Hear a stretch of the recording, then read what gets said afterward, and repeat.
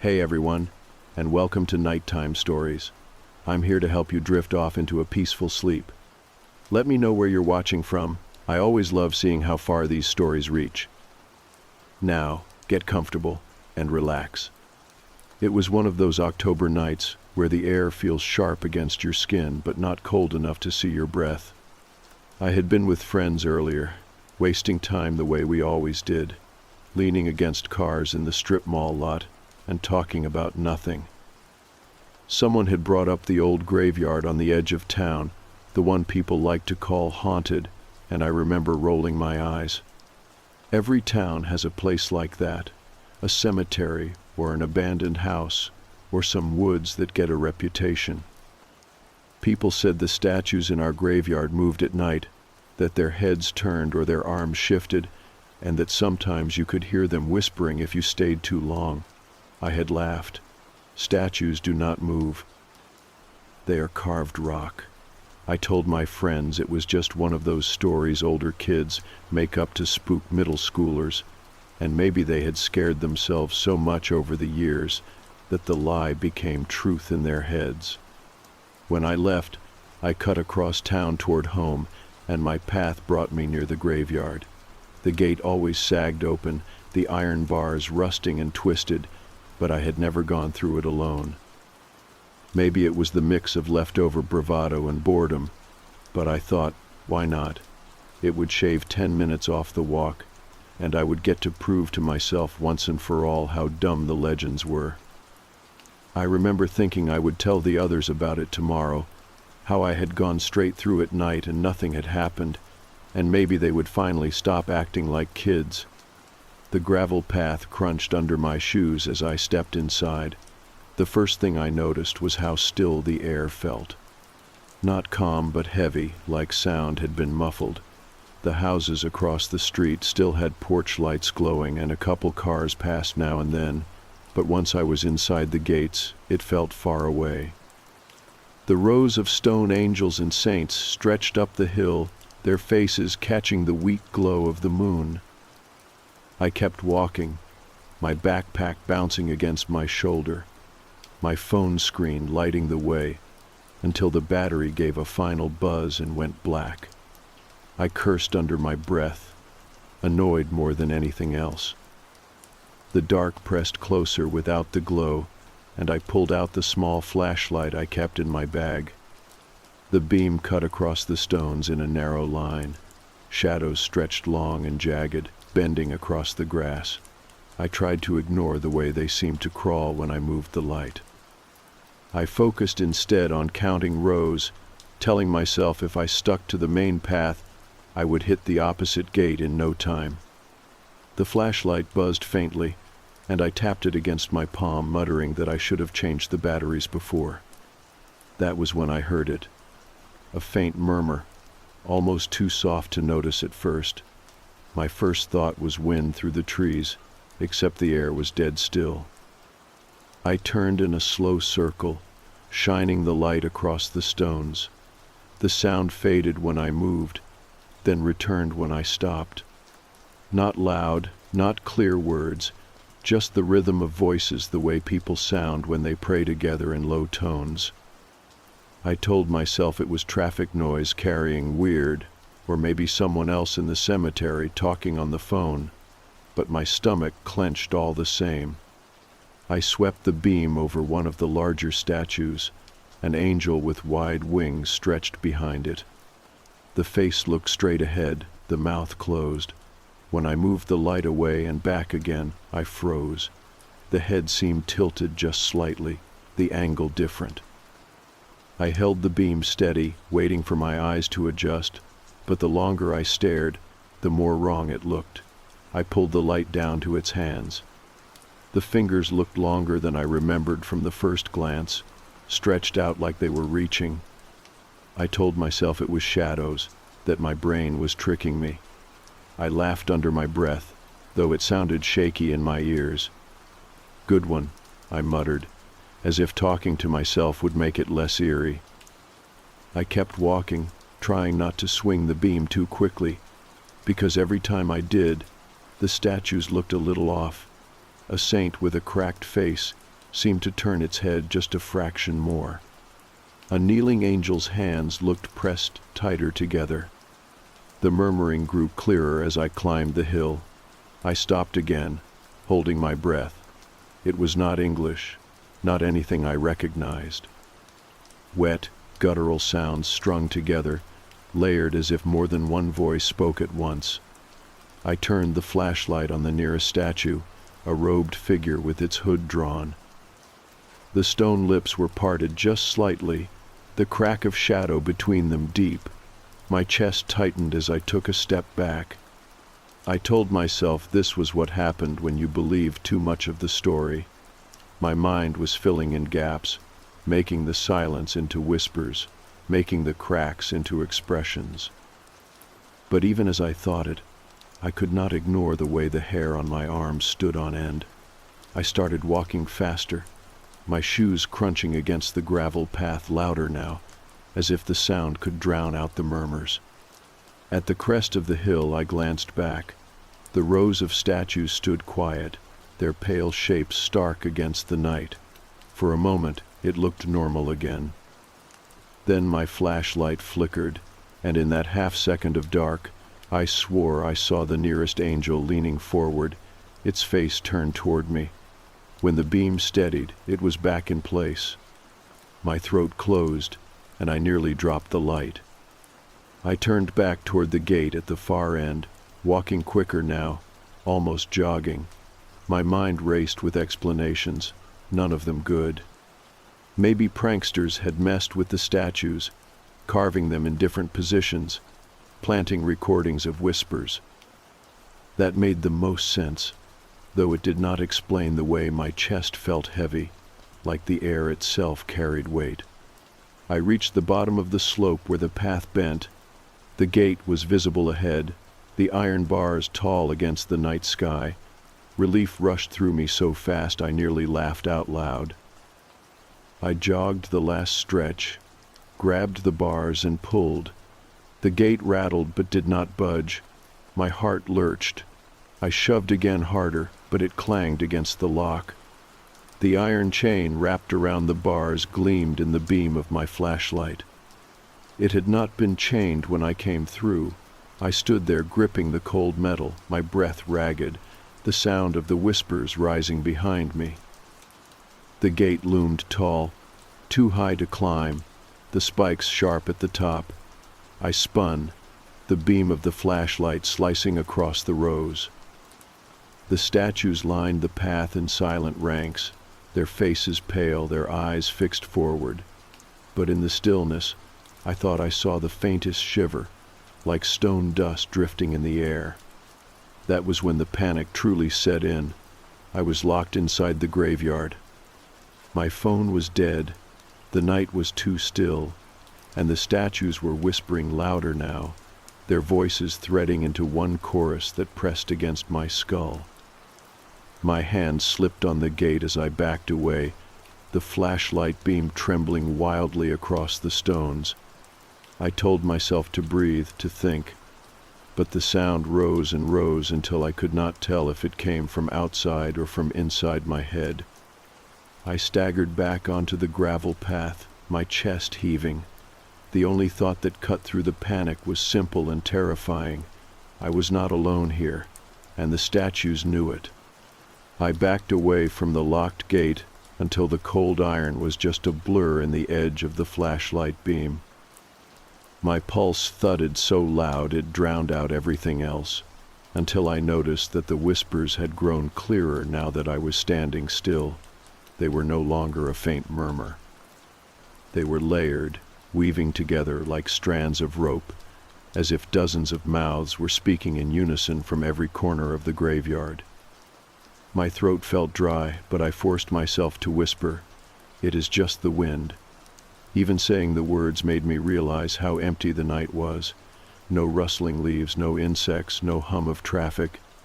Just the sound of stone lips speaking in a language I could not understand. I shined the light across the path ahead, trying to pick a direction, and the beam landed on one of the statues at the bend.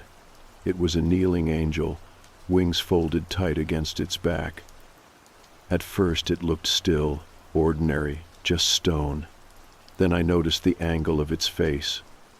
It was tilted down as if watching the gravel where I stood. I had walked past it minutes ago, and I knew its face had been angled upward toward the sky. I told myself I was wrong, that I had misremembered, but the longer I stared, the more certain I became. My hand shook so badly the beam wobbled across the grass. Every statue it touched seemed a little different than I remembered. An open hand curled into a fist. A face that had looked blank now seemed to sneer. I backed up until my shoulder hit the gate again. The chain rattled against the bars, loud in the silence, and for a moment the whispers rose higher, like a wave surging at shore. Then I heard a laugh, not the kind of laugh that belonged in a place like this. It was loud, slurred, human. I whipped the light toward the far path, and a figure staggered into view. Marcus. He was in my class, a kid I had seen drunk at more parties than sober at school. He lifted a bottle toward me like it was a joke. "You look like you saw a ghost," he said, his words sloppy. Relief hit me so hard I almost laughed too, but it tangled with dread in my chest. "The gate is locked," I said, my voice too high, too shaky. He shrugged, still laughing. "So what? It is just a bunch of rocks." He kicked at the base of a tall angel, his sneaker scuffing the carved stone. The sound rang out sharp and wrong, echoing through the rows. For a heartbeat, the whispers stopped. Then they came back louder, sharper, overlapping in a rush that made my skull throb. "Do not," I started, but Marcus cut me off by yelling something crude at the statue, spitting at its base. His words echoed like he had shouted into a cathedral, bouncing back too clear, too sharp. I swung the flashlight toward him just as he leaned against the angel's side. That was when I saw it.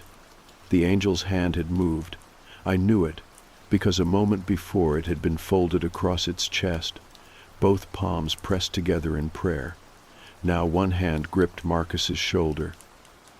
I saw stone fingers curling, indenting the fabric of his jacket. My mouth went dry. Marcus stopped laughing. His eyes went wide, and for the first time that night he looked sober. "Get it off me," he whispered, his voice breaking. I stepped forward, then froze. The angel's head was bent, its face tilted toward his ear. The stone lips parted slightly, and the sound that came out was not the layered whispers of before. It was a single voice, deep and wet, sliding straight into Marcus's ear. He screamed, not a drunken shout, not a startled yell. It was the kind of scream that scraped raw from the throat, a sound I had never heard from another person before.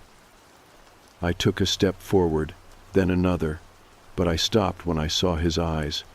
They had rolled white, pupils swallowed whole.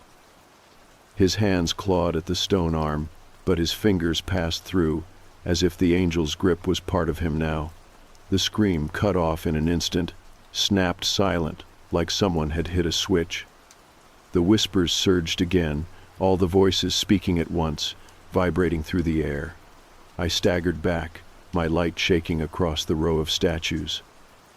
Marcus slumped forward, and for a second I thought he had broken free.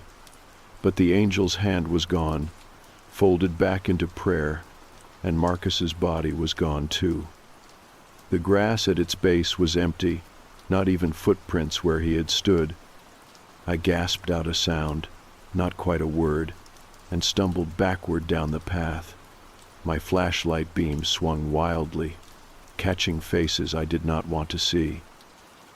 One saint had tears carved down its cheeks, but they glistened wet in the light. Another statue's mouth was open wider than it should have been, stretched too far. Stone dust floated in the air like breath, catching in my throat and making me cough. I told myself to run, but my legs did not listen. I walked backward, step by step, until my heel caught on the gravel and I almost fell. The The whispers pressed closer, threading into my ears, seeping into my skin. They did not sound like voices anymore. They sounded like thoughts that were not mine, ideas forced into my head. Images of cold stone pressing against my shoulders, lips whispering against my ear, hands curling around my neck. I clamped both palms over my ears, but it did not help. The words were not coming from outside. They were bleeding in from somewhere deeper. My breath hitched as I turned in circles, the flashlight beam catching wings, robes, faces, all leaning closer, all parting their stone lips. I whispered out loud, "Stop, please stop." For a moment, the whispers lowered, almost like they were listening. Then they rose again, overlapping, until I could not separate one from the other. I turned and ran, my shoes skidding against gravel, my chest burning. The light shook so violently I could barely see the path ahead, but I kept running, afraid that if I stopped they would be right behind me. At the center of the graveyard stood the old chapel, a squat stone building with boarded windows and a heavy wooden door. I had never been inside, but now it was the only place that made sense. I sprinted across the grass and slammed into the door, shoving it open with my shoulder. The hinges shrieked, but it gave, and I stumbled into the dark. I dragged a bench across the floor and wedged it against the door with shaking arms. My breath came in ragged gasps, sweat stinging my eyes. For a second, I thought I had found safety. But then I lifted the flashlight and saw the walls. Lined along the sides of the chapel were smaller statues, saints and angels carved in softer detail. Their faces were cracked, some missing pieces, but each one stared forward with blank eyes. As the beam passed over them, their stone lips parted, and the whispers began again. Louder this time, closer. They were not outside anymore. They were in here with me. I clutched the flashlight until my fingers hurt, but it did not matter. The voices were not just in the air, they were inside my head. And no matter how tight I pressed my palms over my ears, the whispers would not stop. They wanted something. They wanted me to kneel. The wooden bench I had dragged in front of the chapel door rattled every time I breathed against it, like even the weight of my fear was making it shift. I leaned my back into it anyway, my flashlight beam quivering across the cracked floor tiles. The chapel smelled like damp stone and old smoke, the kind that lingers years after a fire has been put out. My chest heaved, and I told myself to focus on breathing, but the whispers were still there, weaving between my thoughts, filling every quiet space inside me. The statues lined along the walls looked smaller than the ones outside, but there were more of them. Dozens of saints carved with folded hands and bowed heads, their robes cracked with age, chips missing from their faces. My flashlight beam swung across them, and with each pass I swore they had shifted. A head tilted a fraction lower, a pair of hands pressed closer together. The stone lips were all parted slightly, and when I tried to look away, I could still hear them moving. I stumbled forward into the center of the room, my shoes scraping against the dusty floor. The whispers grew louder, not booming but insistent, like water dripping steadily into my skull. They layered over each other, too many voices to separate, yet all speaking the same cadence, the same rhythm. I could not understand the words, but I knew they were directed at me. My skin prickled, as if invisible fingers were brushing over it. I pressed the flashlight between my arm and chest and covered my ears with both hands, squeezing until my head throbbed. It made no difference. The voices did not come from outside. They were inside me, slithering under every thought I tried to hold on to. They wanted me to kneel. I felt the command pushing at my knees, urging me down, and I staggered back a step just to resist it. "Stop!" I whispered out loud, my voice breaking in the stale air. "Stop, please." For a second, the whispers dipped lower, almost as if they had heard me. The chapel fell into a hushed pulse, like breath drawn in and held. I turned slowly, my flashlight beam trembling across the statues. Every single one of them was leaned forward, their heads tilted toward me. My throat closed, and I stumbled back, the bench behind me catching my heel. The wooden legs screeched against the floor. The sound broke whatever pause had held them. The whispers surged again, filling the space so hard my teeth ached. I dropped to my knees, not in prayer but in defeat, clutching my head. Stone dust rained from the ceiling beams, falling against my shoulders and sticking to the sweat on my face. I gagged on it, coughing hard, but the whispers poured through the choking like nothing could block them. I thought of Marcus then, the way the angel's hand had closed around his shoulder, the way the stone lips had pressed against his ear before he screamed. His body had disappeared, gone as if it had never been there. I wondered if this was what had happened to him, if the whispers had filled him until there was no Marcus left, only a husk the statues had claimed. The idea made bile rise in my throat. I forced myself up again, my legs trembling like they belonged to someone else. The flashlight beam caught on a statue near the altar, smaller than the others, but carved with more detail. Its eyes were wide open, its lips stretched into the faintest smile. I swore I saw them move, the cracks shifting like soft flesh, and I swung the beam away fast. The whispers pushed harder. I realized then that it was not just noise. They were showing me things, pressing them into the back of my eyelids. I saw rows of stone mouths opening wider and wider until the cracks split their faces. I saw hands reaching out, gripping my arms and pulling me into the stone itself, as if I was made of clay waiting to be molded. I saw myself kneeling, my head bowed, my lips moving with their words, joining the chorus. I shook my head violently, muttering over and over, "No, no, no." My voice sounded small, eaten by the vast press of whispers. My throat burned, but I kept saying it anyway, because it was the only thing that was mine. I stumbled to the altar and slammed the flashlight down on it, the light spilling upward. For a second, the entire chapel glowed in stark detail. Every statue's face was turned toward me now, every mouth open just a little too wide. My stomach lurched, and I nearly fell against the altar. Something moved in the corner of my eye. I swung the beam fast, and for the briefest heartbeat, I saw one of the statues shift, not just the illusion of flickering light. It stepped. One stone foot lifted and planted down again, with a sound like grinding gravel.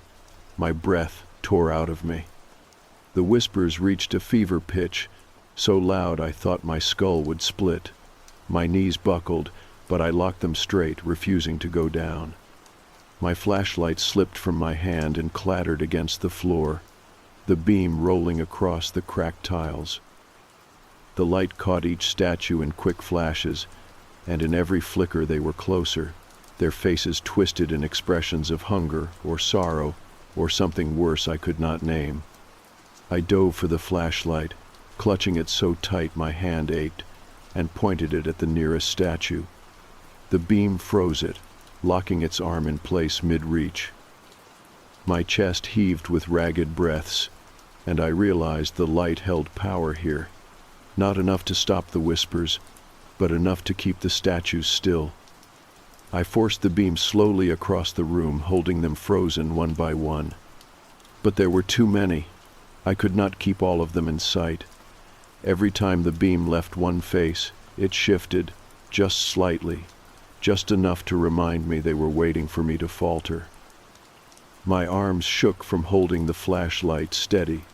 My eyes burned from not blinking. I whispered through clenched teeth, "You will not have me." The whispers pushed harder, trying to drown the thought. My knees shook, and I knew I could not hold out forever. I backed toward the door, dragging the flashlight beam in a trembling arc. The bench still sat wedged against it, but I shoved it aside with one foot, the wood screeching loud enough to echo. I slammed my shoulder into the door, and for a terrifying moment it did not budge. Then it burst open, and I spilled into the night air. The whispers did not stop. They followed me out into the graveyard, pressing against the back of my skull. I turned and yanked the heavy door shut, shoving the bench back against it from outside. My lungs burned, my throat raw. I staggered backward down the chapel steps, clutching the flashlight like a lifeline. The rows of statues waited in the dark. Their faces were turned toward me, their mouths parted. The whispers rolled across the grass, circling me in a tide I could not escape. My knees trembled, and I knew what they wanted. They wanted me to kneel, to bow, to let them press their stone lips against my ear. But I stayed standing, swaying, whispering my own name over and over, as if reminding myself I still belonged to me.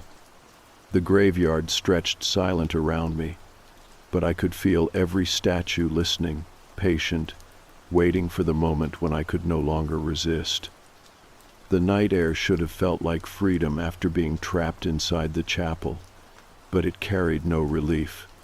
It was heavy and damp, pressing against my skin as though the entire graveyard was holding its breath.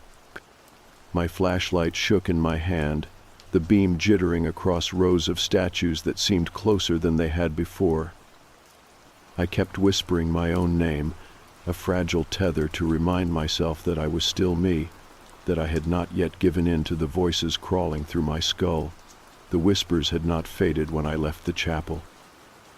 If anything, they had burrowed deeper, no longer outside, but tangled up with my own thoughts. The chapel loomed behind me, its boarded windows dark, the faint sound of stone shifting inside even though I had shoved the bench against the door. I stumbled down the steps, the gravel crunching underfoot. The gate at the far end of the cemetery was still locked, the iron bars gleaming faintly under the moonlight. That left me nowhere to go but deeper into the rows of stone figures. I tried to focus on the rhythm of my breathing, in through my nose, out through my mouth, the way I had been taught to calm myself during panic. But the whispers slipped between the breaths, filling the space where silence should have been. My own name tangled with words I could not understand, guttural and wet, stretching longer than they should, repeating until they blurred together. I pressed my free hand against the side of my head as though I could squeeze them out. All it did was make me more aware of how close they were. My flashlight beam landed on a tall angel with broken wings. Its face was tilted skyward, eyes closed, but as I swept the light past and then back again, its head had turned just slightly toward me. I froze, holding the beam steady. The statue's lips were parted, a thin line of stone dust trailing from the crack. My chest ached, and I forced my legs to move, circling wide around it. Every step made the gravel crunch louder, echoing too far, like the sound carried down into the earth itself. I passed rows of saints with folded hands, their faces cracked and eroded, yet still too human. Their mouths seemed to quiver in the glow of my light, like they were seconds away from forming words. Each time the beam moved away, I felt a rush of pressure at my back, the sense of movement just beyond what I could see. I wanted to run, but every instinct screamed that if I moved too fast, if I stumbled or dropped the flashlight, I would not be able to get back up. I told myself to aim for the caretaker's shed near the back fence. I had seen it once during the day, a squat brick building with a padlocked door. Maybe it would be shelter, or maybe it would have tools I could use. The thought of having something more solid in my hands than a dim flashlight gave me the smallest sliver of courage. I fixed my eyes on the path and forced my legs forward. Halfway there, I heard footsteps that were not mine. Slow, dragging, too deliberate to be echoes. I swung the flashlight around so fast it nearly slipped from my grip. The beam landed on another figure, and for a heartbeat, I thought it was a person. A man in tattered clothes stood between two stone crosses, his head bowed. My throat tightened as I whispered, "Marcus?" The figure lifted its head, and my stomach dropped. It was not flesh. It was carved stone, but it moved like it was alive. Its lips pulled back in a smile too wide, and in a voice that sounded like Marcus, layered with something deeper, it whispered, "Kneel." I stumbled back, my shoes sliding against the gravel. The statue leaned forward, one arm lifting slowly, fingers stretching open. The flashlight beam caught its face, and it froze, mouth still parted in that impossible grin. My chest heaved, and I backed away step by step until the figure was swallowed by the dark again. The whispers swelled, all the statues around me joining in one relentless chorus. I clutched the flashlight tighter, my hand cramping, and whispered my name again, louder this time. The caretaker's shed came into view, squat and dark against the fence. I sprinted the last stretch, ignoring the crunch of footsteps that followed too closely behind. I slammed into the door and yanked at the padlock. It rattled but did not break.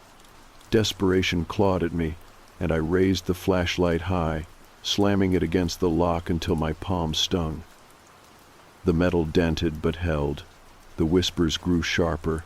Laughter threaded through them now, cruel and eager. I spun, pressing my back to the door, the beam sweeping across the graveyard. Statues crowded the path, their faces all turned toward me. Some leaned forward mid-step, frozen only because the light held them. Others loomed in the edges of the dark, their shapes distorted, arms reaching too far. I wanted to scream, but my voice cracked into nothing. My flashlight flickered then, just once, and every shadow in the cemetery seemed to jerk closer. I slapped the side of it hard, the light flaring back to life, but I knew it was failing. I slid down the shed door until I was sitting on the cold ground, the beam shaking across the rows as tears blurred my vision. My voice came out hoarse as I whispered, "You cannot have me. I am still me." The whispers answered, weaving my words into theirs, repeating them in voices that were almost my own. I covered my ears again, but it did not matter. They were inside now. They wanted me to kneel, and I could feel the pressure building in my legs, pushing down on my knees until the joints ached. I locked them straight, forcing myself upright again, swaying in the beam of my own dying light. I remembered something then, something small from when I was a kid. A teacher once told us that statues were only powerful because we gave them meaning, that they were just stone until people poured belief into them. I latched onto that thought like it was a rope. "You are nothing," I whispered through clenched teeth. "You are stone. You do not own me." For the first time the whispers faltered. Not much, but enough to notice. The pressure in my skull loosened slightly, the voices stuttering like they had been interrupted. I raised my voice, shaking but louder. "You are not mine. I will not kneel."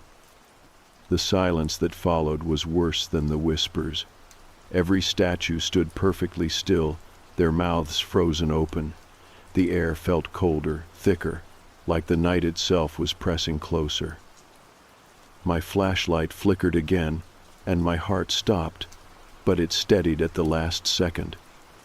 I staggered away from the shed, back toward the main path, my voice trembling but steady enough. "I will not kneel," I repeated with each step.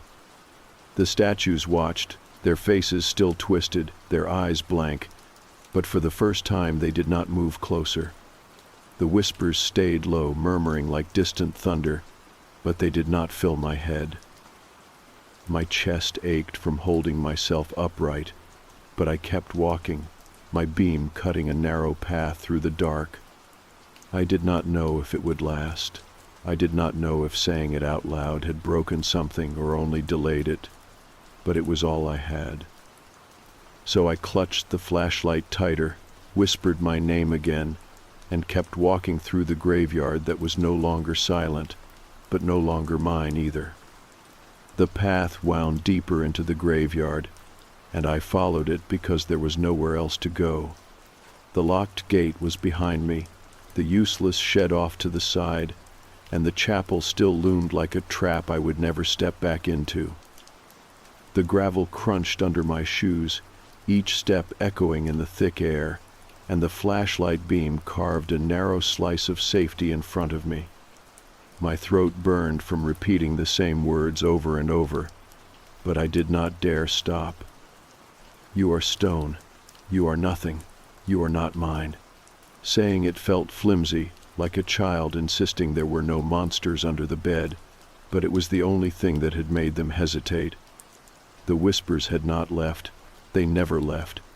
They crawled just beneath the surface of my thoughts, patient, steady, waiting for me to weaken. Every now and then they would repeat my own words back to me, twisted, mocking. "You are nothing," they would murmur in voices that were almost my own. "You are not mine." It was like they were practicing, trying on my voice until they could wear it better than I did.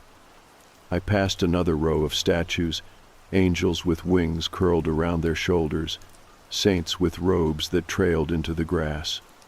Their stone eyes followed me, though their bodies stayed still in the beam of my light. I remembered the way Marcus had vanished when the angel touched him, how his scream had cut short, how nothing was left behind. The thought clawed at me. Was he gone? Or was he part of this now, woven into the whispers, his voice speaking in the chorus? I thought I had heard him earlier, but I could not trust anything anymore. The flashlight flickered again, a weak stutter that made my stomach drop. I slapped it hard with my palm until the beam steadied, but each flicker reminded me that the batteries were running low. I tried not to picture what would happen if it went dark. My legs shook harder with every step, not just from fear, but from exhaustion. My body was begging me to rest, but resting meant slowing, and slowing meant they would have me. I spotted a cluster of headstones near the far corner, shorter than the towering statues, carved simply with names that had worn down almost to nothing. I cut across the grass to stand among them.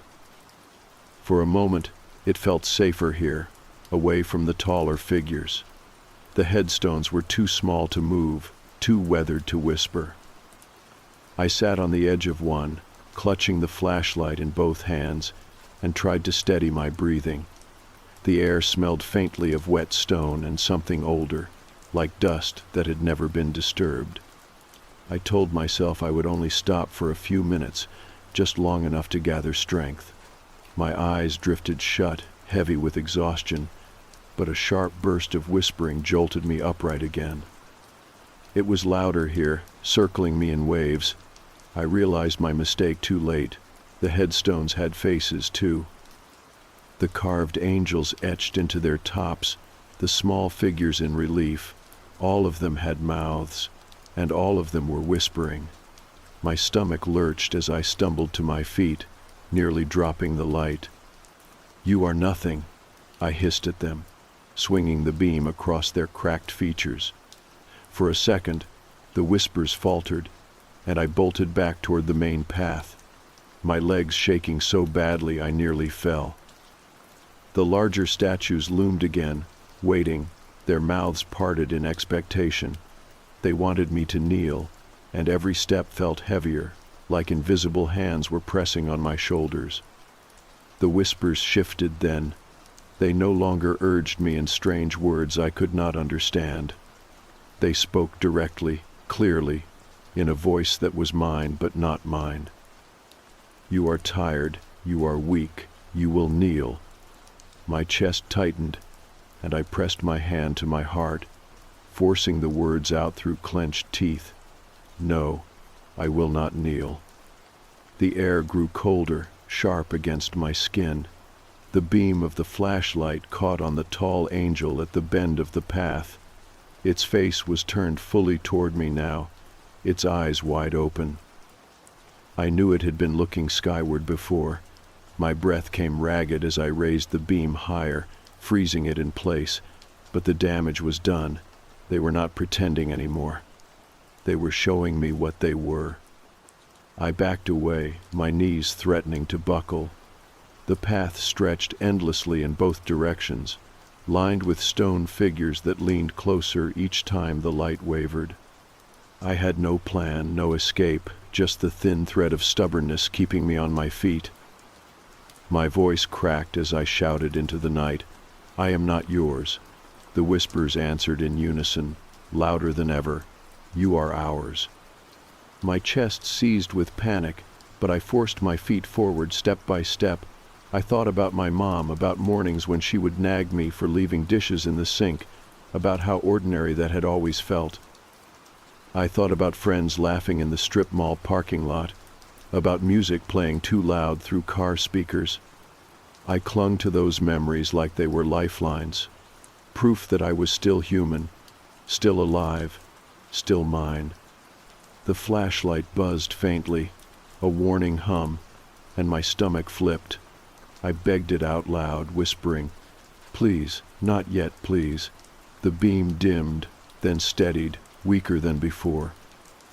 I kept moving, but every shadow seemed bolder now, leaning further into the edges of the light, waiting for it to fail. When I reached the top of the hill, I froze. The gate was visible below, the iron bars gleaming faintly. Relief surged through me, but it was crushed just as fast. The statues had gathered around it. Dozens of them lined the path. Wings and robes and stone faces turned toward the gate like sentinels. I could not reach it without passing through them, and I knew what would happen if the flashlight faltered for even a second. The whispers grew eager, rising in pitch, voices overlapping with anticipation. My knees trembled under the weight of it, the urge to collapse stronger than ever. I dug my nails into my palm, forcing myself upright. "I will not kneel," I shouted, my voice breaking.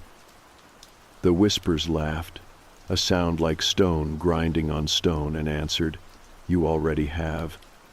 For a moment, I almost believed them. My legs buckled, and I dropped to one knee, the gravel digging into my skin. The whispers swelled in triumph, pressing tighter, suffocating. My flashlight beam dipped, landing on the ground. Shadows surged at the edges of my vision. But I pushed back. With everything I had left, I forced myself up, my legs shaking like they would snap beneath me. I lifted the beam high, swinging it across the rows. The statues froze mid-step, their faces twisted in fury or sorrow. I could not tell which. My breath tore out of me in sobs, but I stayed standing. The whispers did not stop. They never stopped. But for the first time I felt something else beneath them, a thin thread of silence that was mine. I clung to it, whispering my name again and again, even as the night pressed closer. The gate loomed ahead, unreachable, but I kept walking anyway, because I had no choice. If I stopped, I knew they would claim me the way they had claimed Marcus. The statues lined the path, patient, waiting, their stone mouths parted in eternal whispers. My light shook, my body trembled, but I stayed upright, because I had to. Because it was the only thing left that was mine. The hill sloped down toward the gate, and I could see the iron bars gleaming faintly in the beam of my flashlight. The sight should have filled me with relief, but my stomach clenched. The statues were gathered thickest here, crowding the path, their shapes blocking any clean line to the exit. Angels with wings stretched wide, saints with hollow eyes, robed figures with their hands raised as though in benediction. Each one stood with its face turned toward me, lips parted in the same expectant expression. It felt like a congregation, and I was the sermon. The whispers swelled, louder than they had been all night, though they were no longer formless. They spoke in my voice, perfectly mirrored, repeating everything I had said in the last hours. "I will not kneel. I am not yours. You are stone. You are nothing." Hearing those words thrown back at me broke something loose inside. They did not sound like defiance anymore. They sounded hollow, stripped bare, almost mocking. The voices knew me better than I knew myself, and they were not afraid to use it. I gripped the flashlight tighter, the plastic slick with sweat. The beam shook wildly as I forced myself down the path. Each step was an effort, not just against exhaustion, but against the weight pressing down from the whispers. They wanted me to buckle.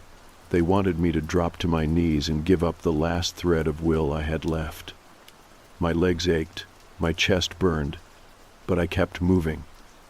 When I reached the base of the hill, the statues were close enough to touch if I reached out. Their stone eyes gleamed in the narrow light, their faces still twisted in their eternal whispers. My breath came shallow, and I realized I could not pass through them all without faltering. They were too many. The flashlight flickered again, weaker this time, and the pit of my stomach dropped. This was the end. But in that instant of despair, another thought cut through, something I had almost forgotten. The whispers had faltered once before, when I had shouted at them that they were nothing. When I had claimed myself, not in fear but in anger, they had stuttered. That was the only time I had felt even the smallest edge of control. My voice, my will, that was all I had left to fight with. I stopped walking. My knees trembled, but I locked them straight, forcing myself upright. The flashlight beam swept across the rows of stone faces, freezing them in place.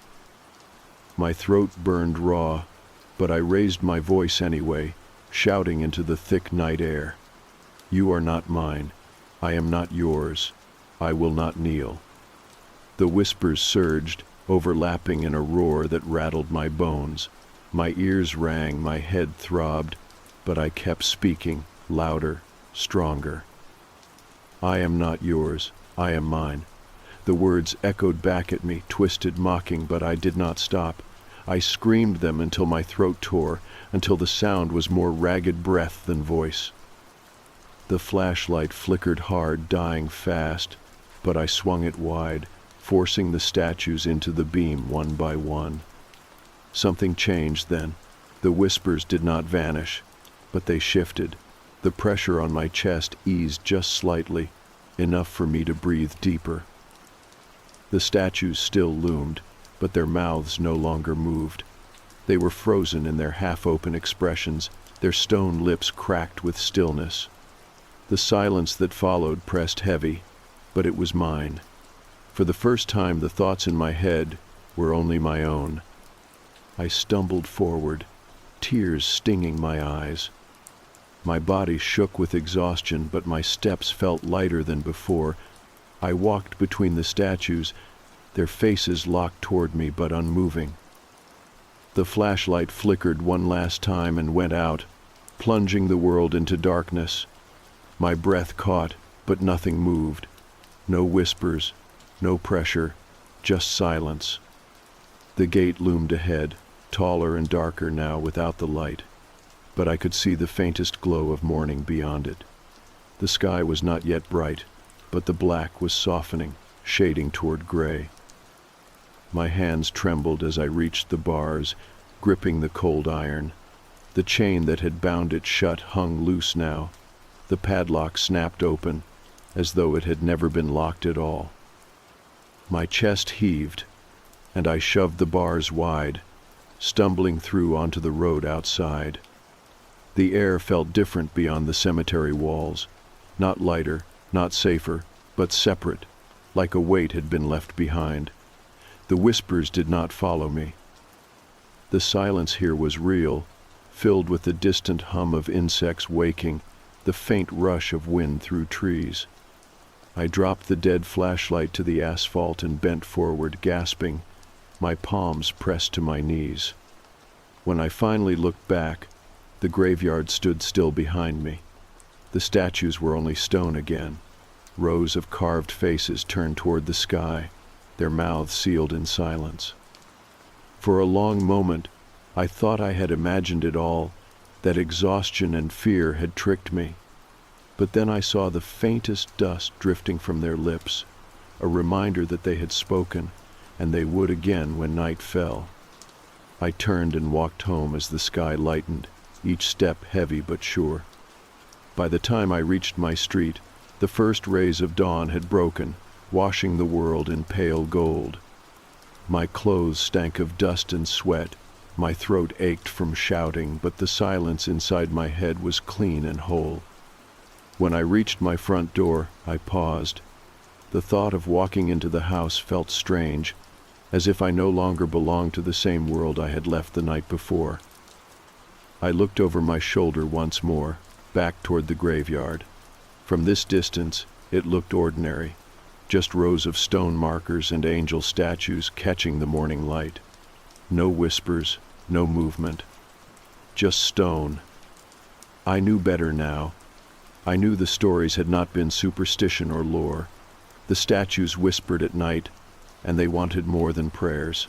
They wanted obedience, surrender, and silence. They wanted people to kneel. But I had not, and because of that, I was still mine. I stepped inside my house and shut the door behind me. The ordinary smell of coffee drifted from the kitchen, my mother already up and starting her day. The sound was so normal, so grounding, that my chest loosened for the first time since the gate had locked behind me. I knew I would never go back to that graveyard. Not at night, not ever. But the memory of their voices would never leave me.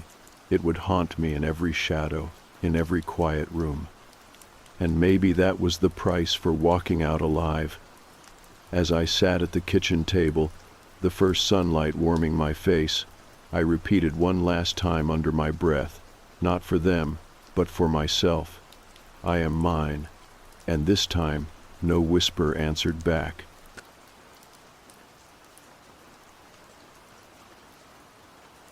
It was just past midnight, and I was sitting at my desk with my laptop open, trying to force myself through another history essay that had already gone stale in my brain.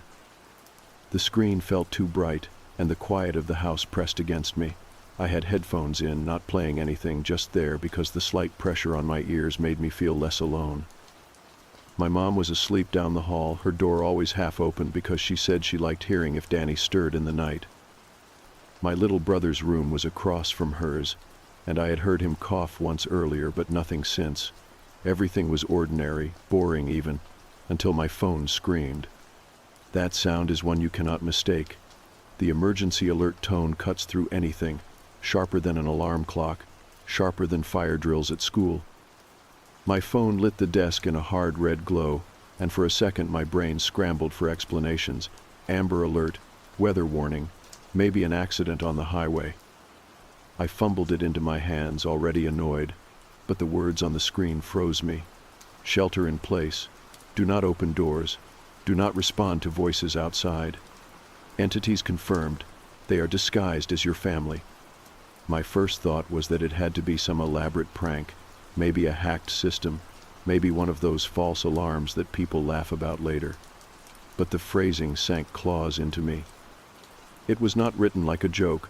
The letters were plain and firm, the kind of tone you hear in instructions for disasters. I stared until the glow dimmed, then tapped the screen again to read it twice, as though the words would change. They did not. I stood up, my chair rolling back against the wall, and I crossed to the window without knowing why. The night outside was still, the street lamps buzzing faint yellow. I pressed my forehead to the glass and scanned the neighborhood. Nothing looked wrong at first. The Riley's porch light glowed faint. A curtain across the street fluttered like someone had pulled it. Then I noticed people stepping outside. One door after another creaked open. Neighbors shuffled onto porches, some with phones in their hands, their faces lit ghostly in the glow. A man leaned into his yard, calling something I could not hear. Another woman squinted into the dark like she was waiting for a car. I felt that pinch in my chest, the one that comes before panic, and I told myself maybe everyone had gotten the same alert and wanted to check. But then I saw the knock. 3 sharp raps at the door of the house next to ours. The sound carried clear in the still air. The man inside froze for a moment, then laughed nervously, like he had been caught off guard. A voice drifted from the porch, casual, easy, his wife's voice asking to be let in. But I had seen his wife step out not 2 minutes earlier. She was already outside. I backed away from my own window, my heart rattling now. My hands shook without me telling them to, and I wiped them on my sweatpants, though they were dry. I thought about waking my mom, but she was so tired lately, always working late, and some stupid part of me wanted to figure this out before I scared her. I gripped my phone and reread the alert again, my lips moving soundlessly over the words. Entities confirmed, disguised as your family. It was insane. It had to be.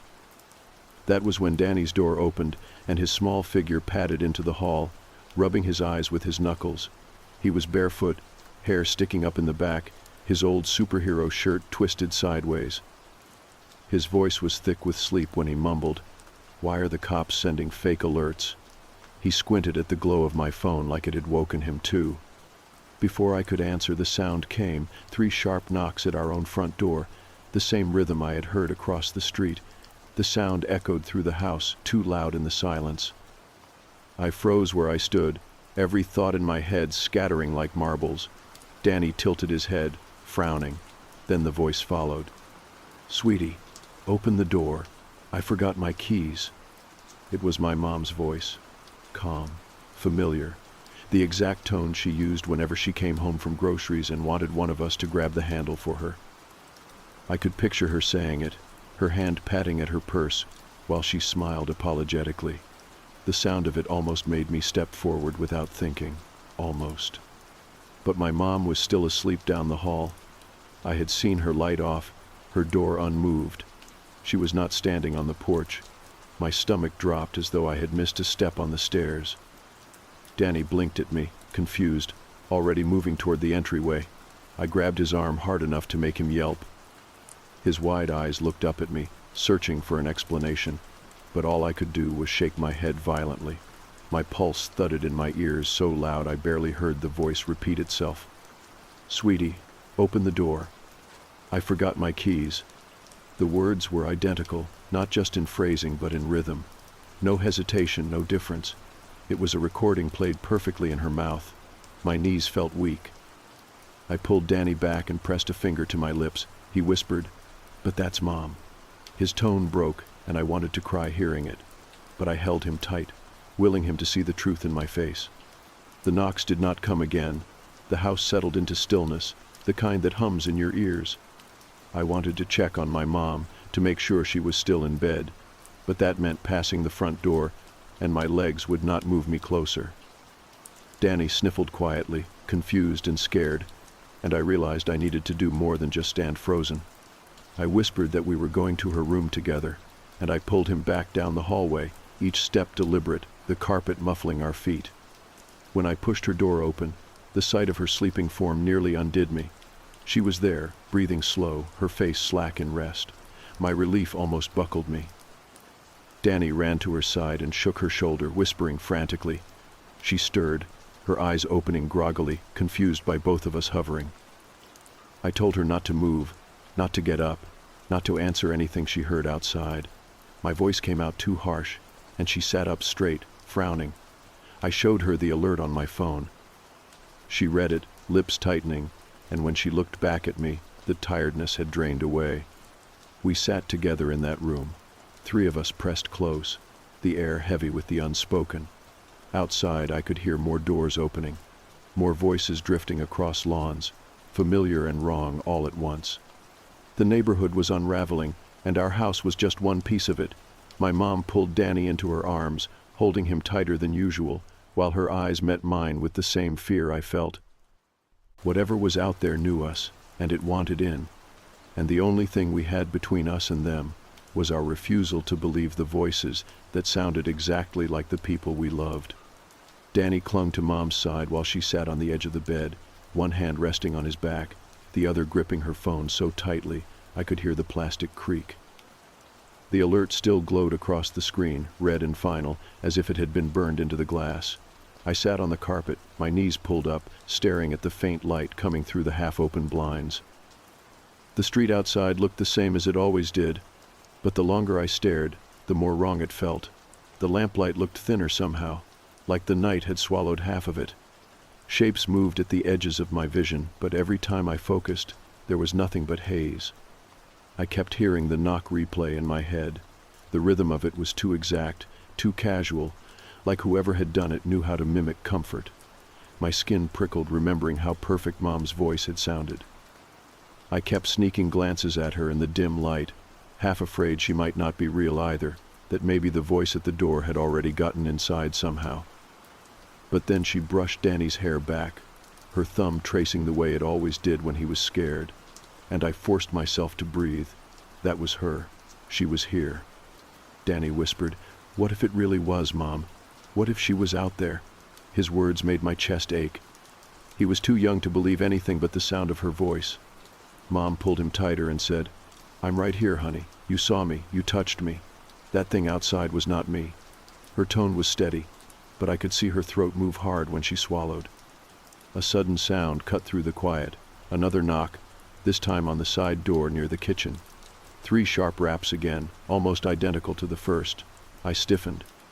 Danny buried his face against Mom's chest. The voice followed right after, and it was mine. "It's me. Open the door. Please, it's me." The voice was close, pressed right against the siding, and the way it carried my own rhythm made my stomach twist. Mom's eyes shot to me, her face pale, as if she needed confirmation that I was still there in front of her. I nodded quickly, my breath shaking, and whispered, "That's not me." She whispered back, "I know," but I could tell it rattled her to hear it so exact. We stayed frozen, listening. The voice repeated the words exactly. "It's me. Open the door. Please, it's me." Not a syllable out of place. A recording. The knocks came again, 3 times, the same pause in between. My hands curled into fists, and I bit down on my lip until I tasted copper. If I answered, even to shout, I knew I'd be lost. Every instinct screamed to deny it, to prove I was real, but the alert's words replayed in my mind, "Do not respond." I forced myself to stay silent. The voice finally faded after what felt like forever. My mom's grip on Danny had left her knuckles white. She whispered that we needed to move away from windows and doors. We went back down the hall, each step slow, as if the carpet might give us away. The living room felt too open, so we slipped into Danny's room instead. His window faced the backyard, and I drew the curtain as tightly as I could. The air smelled like dust and old crayons. Mom pushed his dresser against the door. The wood screeched on the floor, and all 3 of us flinched at the sound. "Sorry," she breathed, though the word felt pointless. We crouched together on the floor by his bed, the 3 of us pressed so close. I could feel their heartbeats against mine. I could not remember the last time we had been this close for so long. Outside, more voices floated through the night. Some were broken and thin, like recordings warped by static. Others were too perfect. At one point I swore I heard Grandma's voice, soft and sweet, calling my name the way she used to when she wanted me to fetch something for her. But she had been gone for years. My throat tightened until it hurt, and I buried my face in my sleeve, willing the sound to stop. Across the street, movement caught my eye between the curtain's edge. The Rileys' porch light flickered once, twice, then went out. I crept closer, lifting the fabric just enough to see. Mr. Riley had opened his front door. A woman's voice, bright and familiar, carried out. It was his daughter's. She begged him to let her in, her words sharp with tears. But she had been away at college for months. I knew she was not home. He opened the door wider anyway. A figure stepped inside. Even from here I could tell something was wrong. The body was too tall, the limbs bending in places they should not. The face shifted in the porch light, the features sliding as if they had been painted on with wet clay. Mr. Riley gasped and stepped back, but the door shut behind him. A scream followed almost instantly, jagged and raw, cut short as if someone had pressed stop on a tape. Then came a wet tearing sound that made my stomach turn. Danny whimpered, clapping his hands over his ears, and Mom pulled him close so he would not see. I closed the curtain and slid down the wall, my legs trembling. My hands would not stop shaking. My mind kept replaying the way the figure had looked, the way the scream had ended so suddenly. It was worse than any nightmare. Worse because it was real and right across the street. For the next stretch of time, minutes or hours, I could not tell, we sat in silence. The voices outside grew more frequent. Sometimes they were just whispers brushing against the walls. Other times they called directly, laughing or pleading. I recognized neighbors' voices, friends from school, even my own again. They spoke in loops, repeating until the sound bled into the walls. I wanted to stuff my ears, but Danny needed my hands to keep him calm. Mom's face had gone stiff, her eyes unfocused, as if she was holding herself together by sheer force of will. Eventually the voices died down, leaving a silence almost worse. The absence of sound pressed against us, heavy and suspicious, like the world outside was holding its breath. Danny finally whispered, "When will it stop?" His voice cracked, and I had no answer. Mom kissed the top of his head and whispered, "Soon," though her eyes said she did not believe it. The house groaned once, the kind of shift wood makes when it cools at night, and we all jumped. My pulse pounded so hard I could feel it in my temples. I wanted to sleep, to shut my eyes and make it all dissolve, but the thought of letting my guard down made me feel sick. Instead, I sat there, counting Danny's breaths, listening for the smallest creak, waiting for the next knock. When it finally came, it was softer than before. Just one gentle tap, like a fingernail on glass. We all froze, eyes darting to the window. A shadow passed across the curtain, stretched thin and wrong. Then the voice came again. This time it was Dad's. He had been gone for 2 years, but the sound of him asking to come inside, calm and patient, was so exact that for a single second I wanted to believe.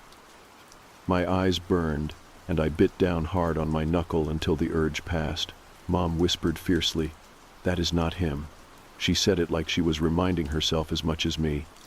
We stayed locked together in that small room, the weight of the dresser pressed against the door, while the voices prowled the night outside, wearing every face and every tone they could steal. And I knew in my chest that this was only the beginning. Danny had cried himself into a light, uneven sleep against Mom's side by the time I worked up the courage to peek past the curtain again. I lifted it just enough to see through the crack, careful not to let any light from inside spill out. The street outside looked empty. The Rileys' porch light was still off, the front door still ajar. Nothing moved. For a moment, I thought maybe the things had gone. Maybe it was over. But then, at the far end of the street, I saw something shifting between the shadows. It was tall, too tall, and it bent in strange angles, like a person trying to walk on legs that were not theirs. The figure swayed, then straightened, and then disappeared back into the dark. I let the curtain fall back and leaned against the wall, trying to keep my breathing quiet. My chest ached from holding it in. When I turned, Mom was watching me. She did not ask what I had seen, and I did not tell her. Her expression said she already knew. She smoothed Danny's hair while his little fists clenched even in sleep. I could tell by the way she blinked too often that she was fighting her own exhaustion. The house around us had taken on a strange quality. Every creak in the wood, every pop from the cooling pipes sounded like footsteps. I kept glancing at the door, half expecting the knob to twitch. My mind filled in shapes in every shadow, convinced that if I looked too long I would see something wrong hiding there. The longer the silence stretched, the more unbearable it became. It broke with another knock. This time it was at the back door near the kitchen, a heavy, deliberate pounding that rattled the thin glass pane. Danny jerked awake and cried out, clapping his hands to his ears. Mom held him, whispering quickly, while her own eyes darted toward the sound. A voice followed, muffled through the walls but clear enough to chill me. It was Danny's. His voice, sharp and whiny, the exact way he sounded when he wanted something and would not let it go. "It's me. Let me in. Let me in. Let me in." The repetition cut through me. My little brother was here, clutching Mom's arm, but hearing his own voice outside made him scream in confusion. He pressed his face into her chest and sobbed harder, kicking his feet. Mom rocked him back and forth, whispering that it was not real, that it was not him. But her voice shook too, and I knew she was saying it as much for herself as for him.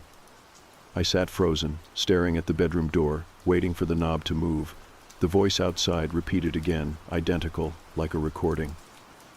"It's me. Let me in. Let me in. Let me in." Each time it looped, the edges sounded a little more distorted, a little less human, until it stretched into a broken whine. Then it stopped suddenly, leaving only silence. We waited, breaths caught, listening to the thud of our own hearts. I realized I was gripping the carpet so hard that my nails bent. When nothing else came, I let go and rubbed my stinging hands together. Mom whispered that we had to move. She said the voices knew where we were and would keep circling, testing every entrance. She told me to help her push the dresser tighter against the door, then pulled Danny into her lap so he would feel less exposed. Minutes passed, or maybe hours. It was hard to tell. The clock on the nightstand had stopped flashing at some point, the numbers frozen.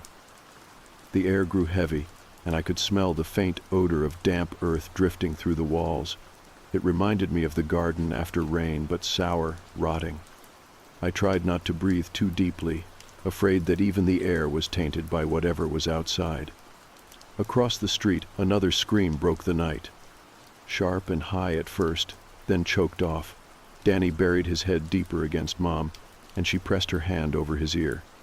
I pressed my palm against the wall, grounding myself in its solid chill, even as it vibrated faintly with the noise outside.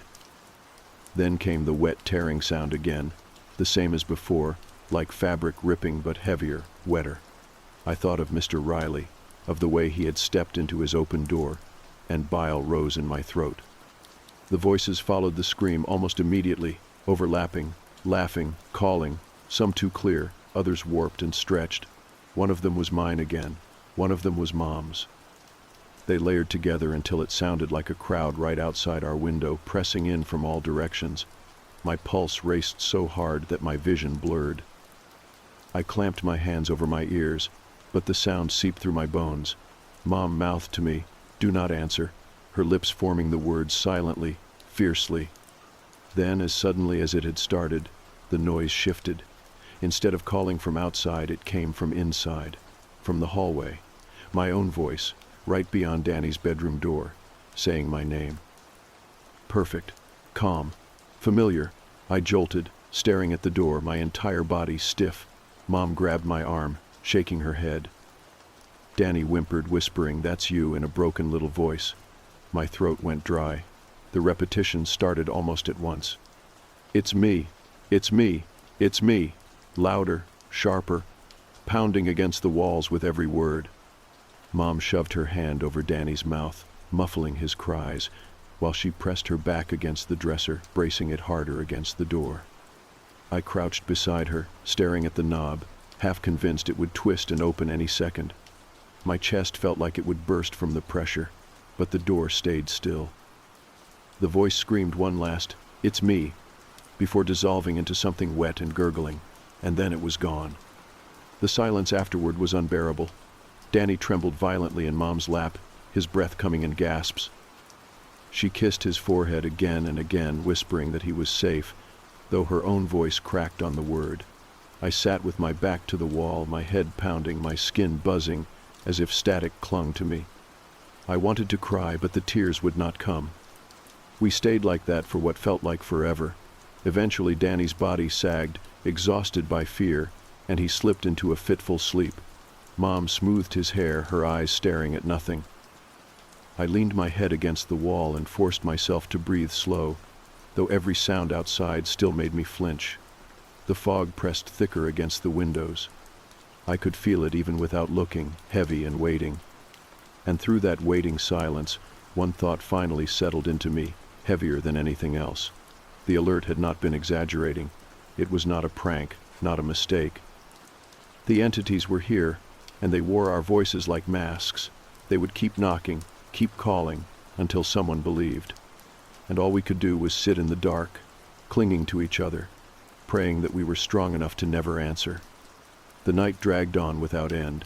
My phone had long since gone dark, the battery drained to nothing. and Mom's was not far behind. We could not check the time, but I felt in my bones that hours had passed since the first alert.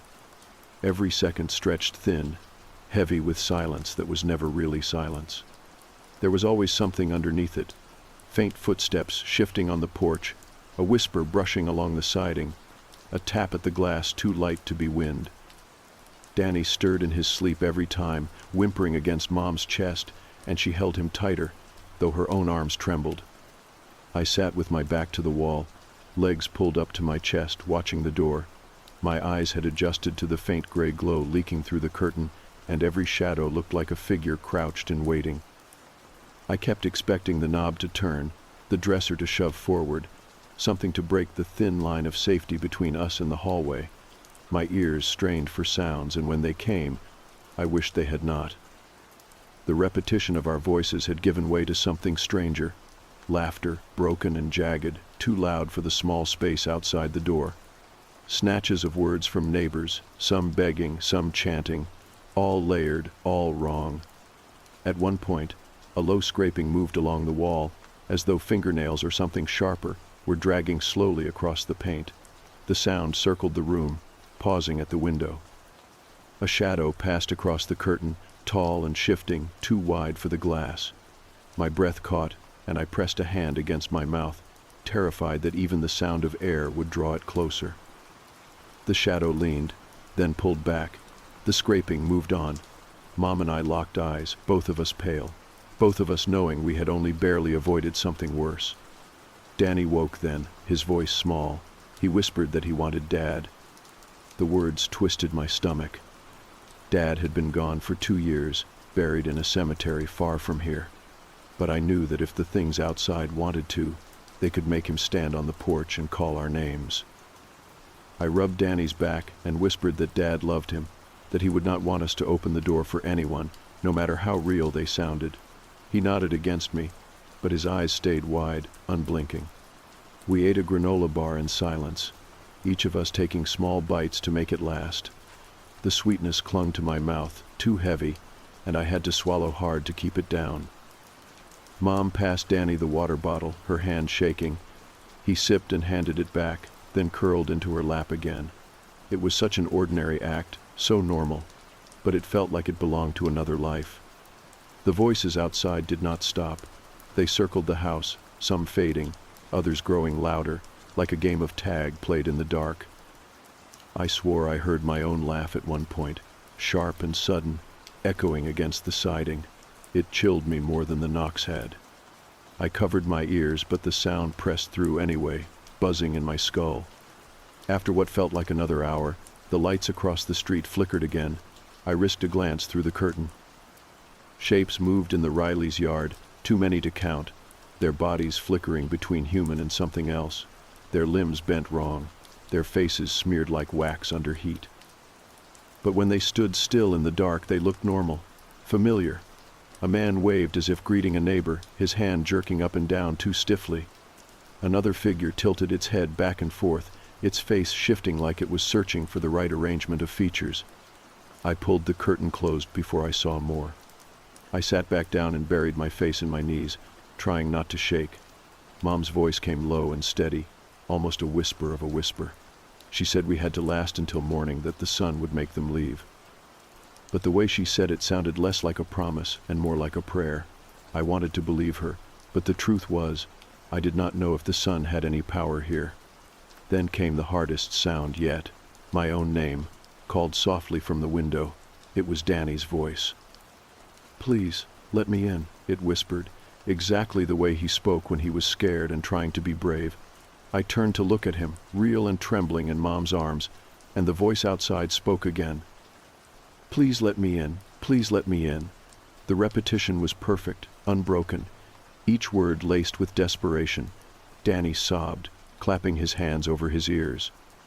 "That's me," he cried, muffled into Mom's shirt. She held him and whispered fiercely that it was not him, that he was right here, safe, and that the voice outside was lying. But he shook his head, unable to believe it fully. The sound grew louder, faster, until it was pounding against the glass. "Please, let me in. Please, let me in." Again and again. each time sharper. I pressed my palms hard against my ears, but even through the pressure I could hear it. My vision swam. I wanted to scream, to drown it out, but I knew better. If I answered, even to deny it, we would be finished. Finally, it stopped. The sudden silence felt heavier than the noise. Danny whimpered and curled into a ball, his little body trembling. Mom rubbed his back, her own face tight with fear. I sat against the wall, dizzy and nauseous, staring at the door. The rest of the night passed in fragments. Shadows brushed the windows, knocks came and went, voices looped, sometimes breaking, sometimes perfect. I lost track of time, of how many times we were tested. Each time we resisted, but each time it got harder. The lure of those voices was strong, especially when they were too familiar, too perfect. Eventually, Danny fell into a restless sleep again, and Mom leaned back against the dresser, her eyes glassy, lips moving silently. I stayed awake, watching, listening. The fog outside thickened, glowing faintly under the street lamps. I thought of the alert again, of the exact phrasing, entities confirmed, they are disguised as your family. I realized it was not just a warning, it was a truth we were meant to carry through the night. And as I sat there, my back aching, my head pounding, I knew the night was not nearly over. Whatever those things were, they were patient. They could wait as long as they needed. It was us who would eventually break. Danny woke again just after the house shifted with that deep wooden groan it makes when the night air cools. His eyes were puffy and wet, his cheeks streaked where he had cried in his sleep. He sat up too fast, disoriented, and Mom steadied him with both hands on his shoulders. I passed him the water bottle even though it was barely half full now. He sipped greedily, then pressed his face into his knees. Mom brushed his hair back and murmured that it would be all right, though her voice cracked on the last word. I stretched my legs carefully, the pins and needles in my calves almost painful, after sitting curled up so long. The carpet felt rough under my palms. The silence in the house was thick, but it was not real silence. There was always something underneath it, faint and constant. Tonight it was a dragging sound, like someone's shoe scuffing along pavement, circling the house slowly, again and again. Each time it passed the window, the curtain shifted slightly, like the air had been nudged from outside. Mom leaned close and whispered that we had to start thinking ahead. She said the food would not last, the water would not last. She said we might have to move into the basement where there was more storage, more space to hide. Danny shook his head violently, clutching her arm, whispering, "No, no, no." He was afraid of the basement, afraid of the shadows and the smell of earth and mildew. I wanted to say I agreed with him, but the look on Mom's face kept me quiet. She was already calculating, already in survival mode, and I knew arguing would only waste time. The knock came while we were still whispering. 3 sharp raps on the front door, too crisp to be an accident. Danny gasped and slapped both hands over his mouth. Mom pulled him close, her eyes darting to me. We held our breath, waiting. A voice followed, smooth and casual. It was Dad's. "It's me. I forgot my keys." I felt the blood drain from my face. Dad had been gone for 2 years. I had seen the casket, the way the dirt piled over it, the way Mom cried so hard her knees gave out. But his voice at the door was perfect, every rise and fall, every small rhythm of his speech. It was him, as if no time had passed. Danny whimpered, a small muffled sound against Mom's shirt. The voice repeated, "It's me. I forgot my keys." Again, the same tone, the same words, not one syllable different, like a recording. It looped again and again, each repetition pressing deeper into me, until I could almost see him standing there, knocking like he had just come home from work. My eyes burned. I bit down on my lip until the metallic tang of blood filled my mouth. Mom whispered harshly that it was not him. She squeezed my arm until it hurt, like she was making sure I stayed grounded. The knocking stopped, the voice faded, silence pressed in, but it was not over. A few minutes later, it was Danny's voice outside. "It's me. Let me in. Let me in. Let me in." His real body shuddered in Mom's arms as he hurt himself. He screamed into her chest, clawing at her shirt, begging her to make it stop. Mom rocked him, whispering that he was safe, that the voice outside was lying. Her words came too quickly, like she needed to believe them just as much as he did. We sat frozen, clinging to each other. My heart pounded so hard that I wondered if the things outside could hear it. The walls seemed thinner than ever. The voices looped a few more times, then went quiet. After that, it was footsteps, dozens of them. They circled the house, moving slowly, like a parade of bodies dragging along the siding. I could feel the vibration through the floorboards. Sometimes the steps paused, right outside the window, and I swore I saw a shadow bend close, tall and distorted. The footsteps would resume, circling again. They wanted us to know they were there. They wanted us to feel trapped. Mom whispered that we needed to move now, while the house was still standing, while the fog had not forced its way in. She pointed toward the basement. Danny shook his head again and again, tears streaming, whispering that he would not go. Mom crouched low, holding his face between her hands, telling him that it was the only way to stay safe. He sobbed but finally nodded, his shoulders shaking. We moved together, inch by inch down the hallway. Every step on the carpet felt like a gunshot in the quiet. At the top of the basement stairs, the air smelled damp and metallic, like wet stone. Mom went first, carrying Danny in her arms, her steps slow and steady. I followed, gripping the banister so tightly my knuckles ached. Each step down felt like sinking deeper into something final. The basement was cold and darker than I remembered. The single pull-chain light barely lit the far corners, leaving shadows stacked heavy against the walls. The smell of mildew clung to the concrete floor. Boxes lined one wall, marked with fading black marker, their edges softened from years of storage. Mom set Danny down and pushed a stack of them against the door at the top of the stairs. I grabbed a few more, my arms shaking from the weight, until the doorway was blocked. It felt flimsy, but it was something.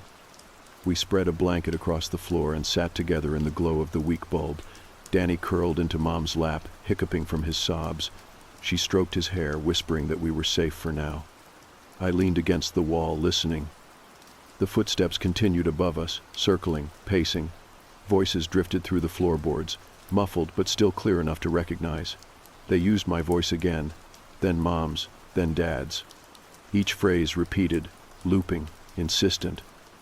At one point the bulb flickered, the shadows stretched and pulled in strange ways, and I felt bile rise in my throat. I prayed it would not go out. The thought of sitting in complete darkness while the voices circled made my chest tighten painfully. I pressed my palms together until they ached, whispering silently for the light to hold. Mom rummaged through one of the boxes and pulled out a half-empty pack of granola bars. She handed one to me, one to Danny. We chewed in silence, the sweet taste cloying in my mouth.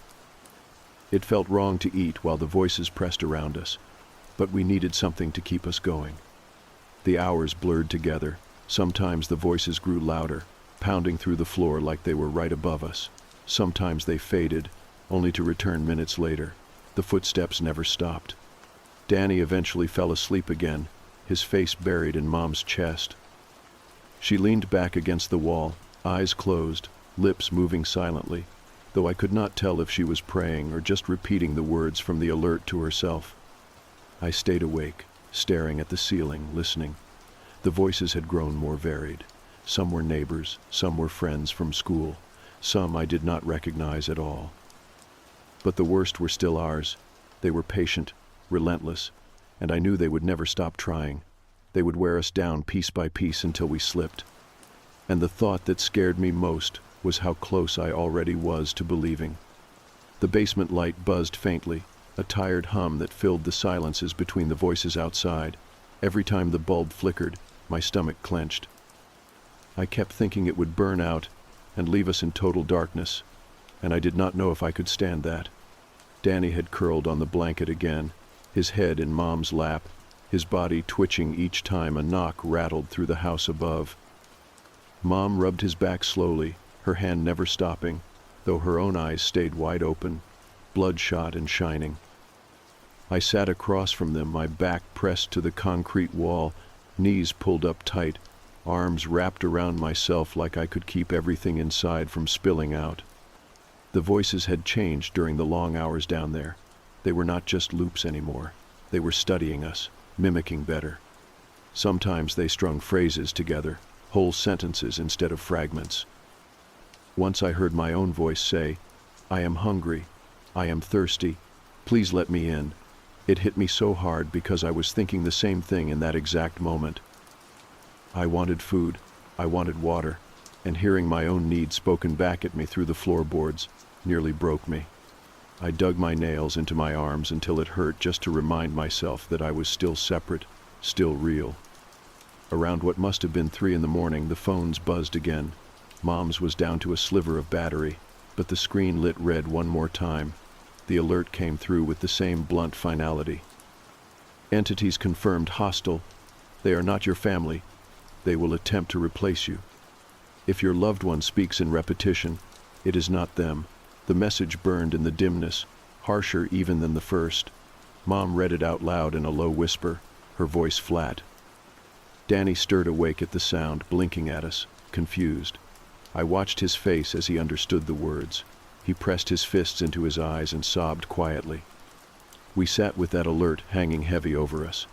It was not just a warning anymore, it was a verdict. No one was coming. No one was going to clear the fog or drive out the voices. We were not waiting for help. We were waiting to see if we could resist long enough not to open the door ourselves. That was all survival meant now. The voices seemed to know about the new alert too. Not long after, they began repeating in harsher ways. Outside Danny's window, I heard my own voice whispering, "Let me in, let me in, let me in." Each repetition was faster, sharper, pounding against the glass in rhythm. Danny clamped his hands over his ears and curled into Mom's lap, crying so hard his body shook. She held him, but I could see in her face that she was close to breaking too. I sat frozen, sweat running down my neck, listening to myself outside the house, begging to be let in. At one point, the repetition stopped abruptly and was replaced with something worse. The voice outside shifted, stuttered, and then spoke in Dad's tone again. "It is me. I am home. Please open the door." It was steadier, smoother, less broken than before, as if the things were improving. My skin prickled all over. Mom closed her eyes and pressed her lips together, her face twisting as if she might scream. She whispered, "Do not answer," over and over to herself, as if the act of saying it would protect her. We tried to distract ourselves. Mom handed me the old radio again, hoping maybe there would be another broadcast. I twisted the dial, static hissing, voices warping in and out. Once or twice I thought I caught a signal, a fragment of words, but they dissolved too quickly. Then I froze. My own voice hissed through the static. "You cannot stay down there forever." I dropped the radio so fast, it clattered against the floor. Mom snatched it up, shut it off, and shoved it back into the box. She did not even look at me. She did not want to admit she had heard it too. The footsteps above us grew heavier as the night went on. They no longer circled casually. Now they gathered, clustered in the living room, shifting weight until the ceiling creaked above our heads. Once, the basement door shuddered as though something heavy had been set against it. The boxes Mom had stacked trembled, and dust drifted down from the rafters. Danny whimpered and pressed his face into her chest. My throat was so dry it hurt to swallow. I wanted to scream but held it in, afraid of giving them anything else to mimic. The worst moment came when the basement doorknob began to twist, slowly at first, then harder, rattling against the lock. Mom sprang to her feet, bracing her shoulder against the door, her face pale with effort. I rushed beside her, shoving with all my weight. The wood bowed inward slightly, groaning. Danny screamed from the blanket, his voice high and raw. A chorus of voices answered him instantly from outside, all using his tone, his cries, filling the house with 100 Dannys screaming for help. My knees nearly buckled. The knob rattled violently, then stopped. The voices cut off in eerie unison. We slumped back, panting, the sweat cold on our skin. Danny cried himself hoarse, his small body convulsing in Mom's arms. She whispered over and over that it was not real, that he was safe, that we were still here together. I sat against the wall again, staring at the dark door, knowing it would happen again, maybe worse next time. The hours after blurred, the bulb flickered again and again but held on. I tried to count the seconds, tried to mark time, but the effort made me dizzy. My body ached, every muscle tense. My ears rang from straining too long. Sometimes I thought I heard birds outside, faint and distant, but then the voices would rise and I knew it was only another trick. Finally, the faint gray of dawn touched the basement windows. The fog was still there, heavy and thick, glowing with the new light. The voices had not stopped. If anything, they had multiplied, dozens now, maybe hundreds, all calling, all laughing, all knocking. They knew we had survived the night. They knew we were still resisting. And now, with the daylight, I realized something worse. The night had not been the test. The night had only been the introduction. Mom held Danny tight, rocking him, her eyes staring at nothing. I sat slumped against the wall, hollow, barely holding myself together. The chorus outside swelled until it filled every corner of the house, and through it all, one voice rose clearer than the others, my own, saying calmly, firmly, "You cannot hide forever. Sooner or later, you will let us in." The gray of morning spread wider across the basement, but it did not feel like morning. There was no warmth in it, no sense of relief that another night had been survived. It was just a thinner kind of darkness, the fog outside glowing with its own pale light. The bulb above us buzzed and flickered, barely holding on, but it was not the failing light that made my stomach twist. It was the silence between the voices. They had not stopped entirely. They never did.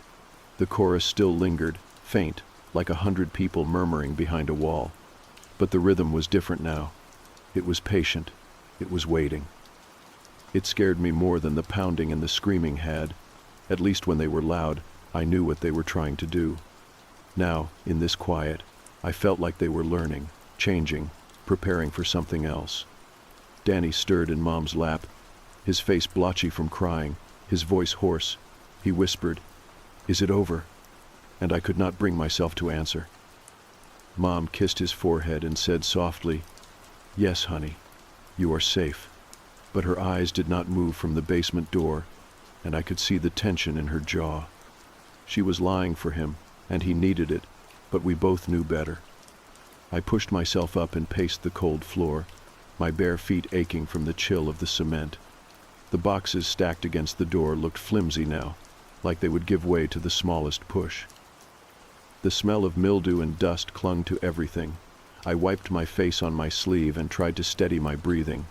The fog outside pressed against the windows, curling like smoke but too heavy to be natural.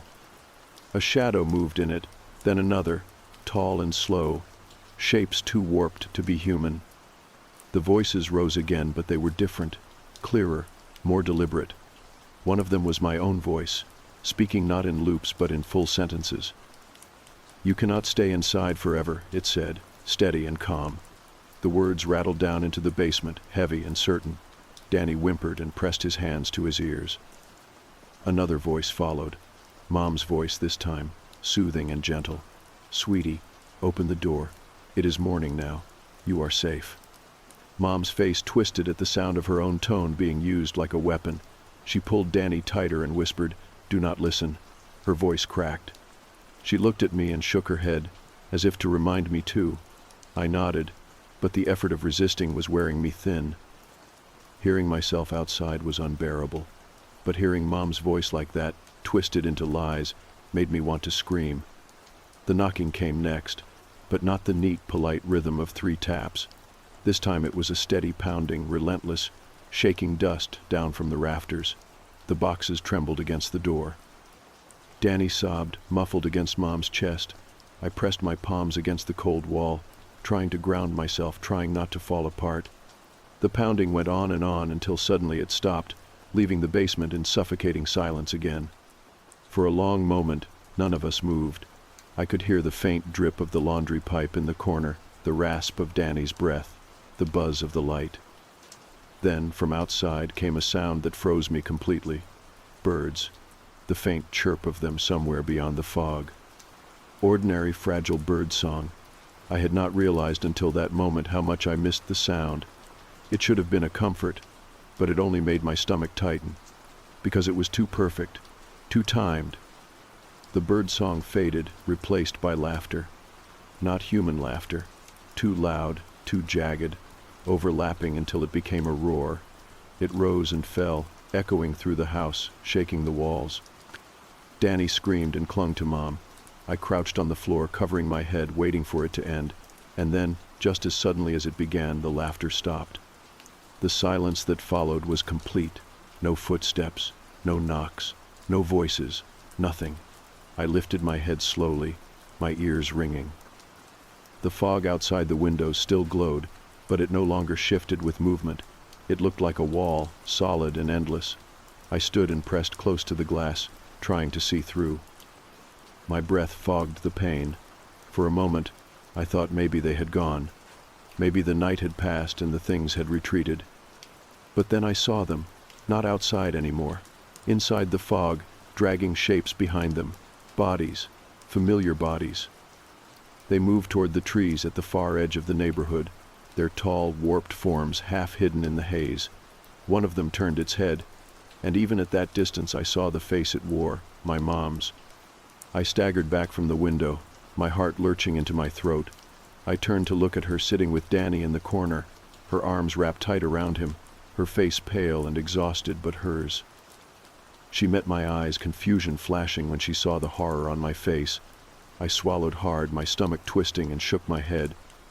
I did not tell her what I had seen. I could not.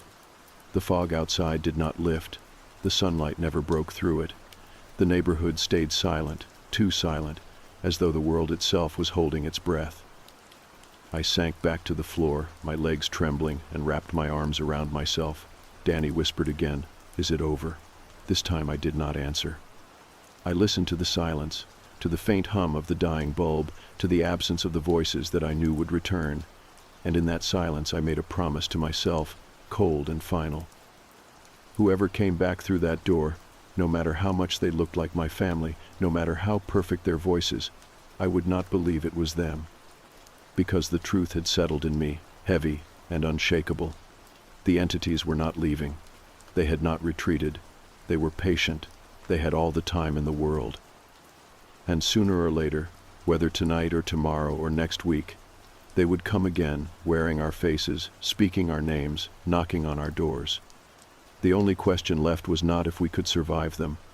It was how long we could keep refusing to answer.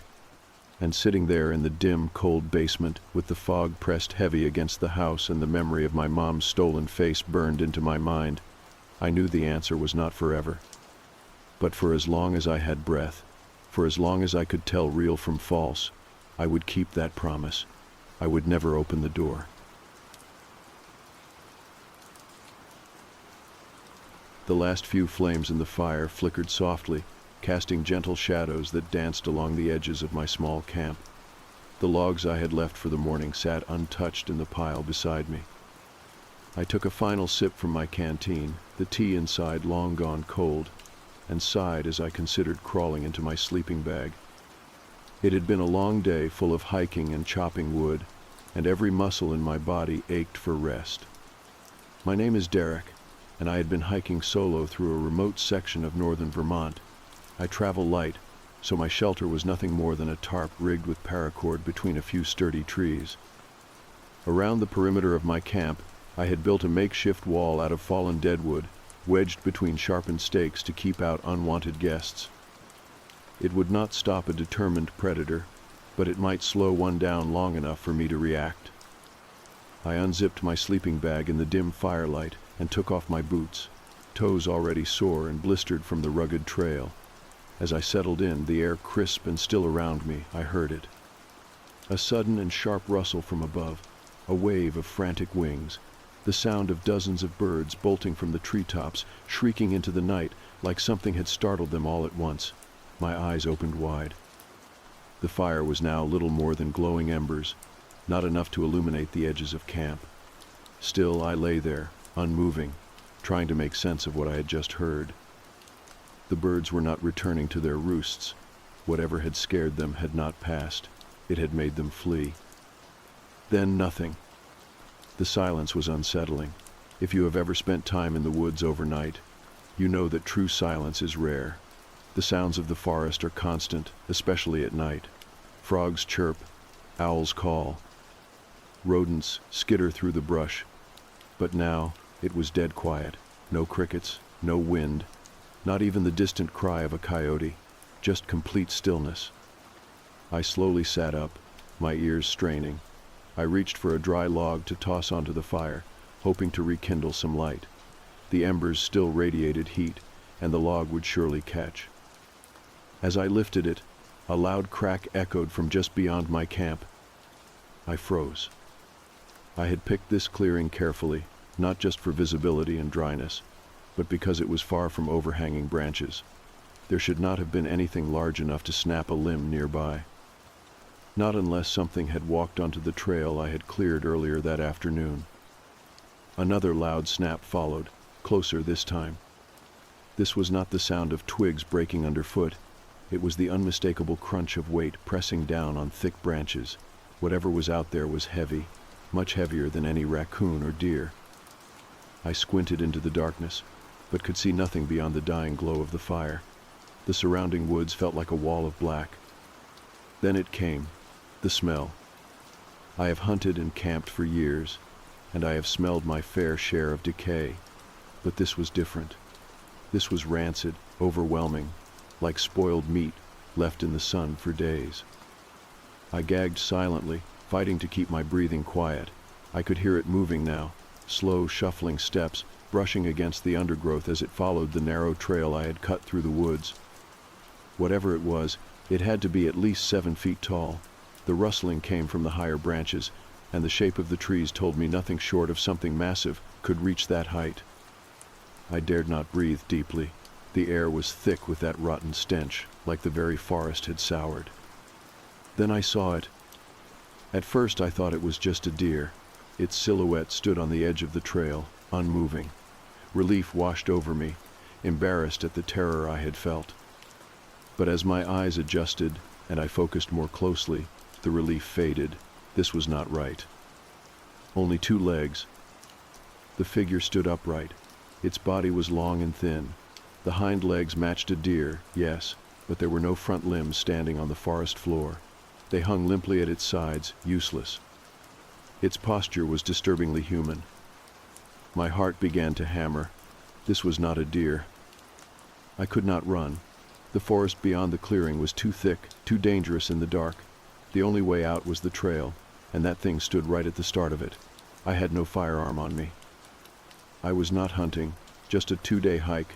I had food, water, a decent knife, but nothing that made me feel even slightly safe against whatever this was. I decided fire might be my best chance. I dropped the log into the embers, pushing it into the core. It caught quickly. I tossed more on top, then reached around blindly for smaller sticks and dry twigs. One lit up, then another. In the flickering light, I saw it clearly. It had the shape of a deer, but its skin was peeling, hanging in strips like old rags. Its ribs were visible through wide gashes, its torso split open in places. Yet it stood there, balanced upright, its spine impossibly straight. Its head hung to one side, neck broken or twisted unnaturally. Antlers jutted from its skull like brittle branches. The sockets where eyes should have been glowed faintly red in the firelight. The longer I stared, the more it looked like something was inside it. Something puppeteering the body like a costume. Its jaw dropped open, and it released a scream. The sound was not animal. It was long, high, vibrating with a sick rhythm that burrowed into my bones. My blood went cold. I told myself to run. I begged myself to move. But I was paralyzed. The creature took one step closer. Then, with a sudden burst, 2 of the larger logs caught fire and flames leapt into the air. The thing paused, turning its head sharply toward the fire. It looked back at me, then leaned forward. I thought maybe the flames scared it. I was wrong. It lunged. The 20 feet between us vanished in an instant as it tore across the clearing. Finally, my body obeyed. I spun around and bolted into the trees, hands raised to shield my face. Branches tore at my skin. My legs stumbled over roots and fallen limbs. I made it maybe 30 feet before I slammed into a thick limb and fell hard. The breath knocked from my lungs. I crawled underneath it and kept moving. Another branch struck my chest and I went down again, gasping for air. The smell was gone. Somehow, it had not followed. I lay there for what felt like hours until finally, I heard the familiar sounds of the forest return. An owl, a rustling squirrel, the world breathing again. I stayed put until the sky began to glow pale with morning light. Then I crept out, weaponless, cold and shaking. I never went back for my gear. I just walked, slowly, quietly. I walked until I saw my car and threw myself inside. As I started the engine, the smell hit me one last time. Rot, death. I slammed the door, floored the gas, and never looked back. After I got back into town, I thought the nightmare was behind me. I told myself I had imagined it, that exhaustion had twisted a shadow into something unrecognizable, that maybe I had dozed off and dreamed the whole thing right there by the fire, but I knew I was lying to myself. Something about the way the trees had gone silent, the way the animals had vanished, the way that thing stood in the dark, it had been real. I stayed in a motel on the outskirts of town that night. I paid for 2 nights in cash. It was one of those places with brown carpeting, stiff sheets, and a faint smell of bleach lingering in the corners. But it was dry, and it was safe, and the windows locked, so it felt like a castle to me. I slept maybe 2 hours total, every creak from the building sending me upright in bed, heart pounding. The image of that thing, the twisted deer body with its hanging head and missing eyes, replayed over and over in my mind. The next morning, I left early and drove back home to Laconia. The whole drive, I kept glancing into the rearview mirror like something might still be following me. There was nothing. Just miles of trees blurring past. Still, I refused to stop for gas until I hit the edge of town, and even then I kept one hand on the nozzle and the other on the handle of the knife I had stashed in the side door. Back in my apartment, I locked all 3 of the bolts on the door, shut the curtains, and sat on the floor with my back to the wall. Tango, my black lab, looked up at me like he knew something was off. He licked my hand, nudged my knee with his nose, and laid his head across my lap. He stayed there until I finally fell asleep. The following week passed in a strange blur. I tried going back to my job at the hardware store, but I was jumpy and distracted. I snapped at a customer for getting too close behind me. I kept checking the security cameras, even though we rarely had any kind of trouble. I stopped going out after dark. When I walked Tango in the evenings, I stuck to the streets with the most streetlights, and I always carried a flashlight, even if it was barely dusk. But none of that made me feel safe. The silence in the woods that night had crept into me. I could feel it underneath everything, like something was watching, always just out of sight, waiting. One night, I got home and noticed muddy prints on the back porch. Not paw prints, not boot treads either, just long smeared marks that didn't seem to make any sense. I stood at the window, staring at them through the glass, not daring to step outside. Eventually, I convinced myself they were just from a raccoon or some stray dog that had been rooting through the trash. Then came the phone call. It was just past midnight when the landline rang. I had forgotten I even had the thing plugged in. Nobody ever called it. It was only there because my landlord insisted on including it in the utility bundle. I answered with a shaky voice, already regretting it. There was no voice on the other end, just breathing. Slow, deliberate, heavy. I could hear what sounded like wind in the background, leaves maybe. The same kind of rustling I had heard before the thing showed up in my camp. I froze, my grip tightened around the receiver. The breathing went on for about 30 seconds before the line went dead. I called the police. They sent a cruiser by. The officer was polite, but clearly thought I was just a stressed-out guy who'd had a weird camping trip. He looked at the muddy prints, nodded a little, and said it could have been a bear. I didn't argue. There was no way to explain what I had seen without sounding insane. That night I did not sleep at all. I sat on the floor with a baseball bat beside me, and Tango curled at my side. I turned off every light in the apartment except for one small lamp in the corner. It cast long shadows on the walls, and every so often, one would shift in a way that made my heart skip. The next morning, I went to the library and started looking things up. Forest spirits, skinwalkers, wendigos. I felt ridiculous at first, reading these old legends. But the more I read, the more my skin crawled. So many of the stories were similar. A creature wearing the shape of an animal, rotting or broken, eyes missing, tall, wrong, always wrong. I could not find a single reference to anything friendly. These were things born out of fear, out of hate, out of death. I printed out a few pages and kept them in a folder, along with the rules I wrote down for myself. Never go back, never camp alone, never ignore the silence, never run if you can help it. And if it comes near you again, do not speak to it. Do not let it smell your fear. Of course it came back. About 3 weeks later, I was letting Tango out in the yard behind the building. It was just after 2 in the morning. I had taken to only letting him out for a couple minutes at night, staying close by. He ran out toward the bushes to do his business, and I stood by the back door holding a flashlight and watching. Then the wind stopped. Tango froze. His ears perked up. He growled low and deep, a sound I had only heard from him once before when he saw a coyote during a hike.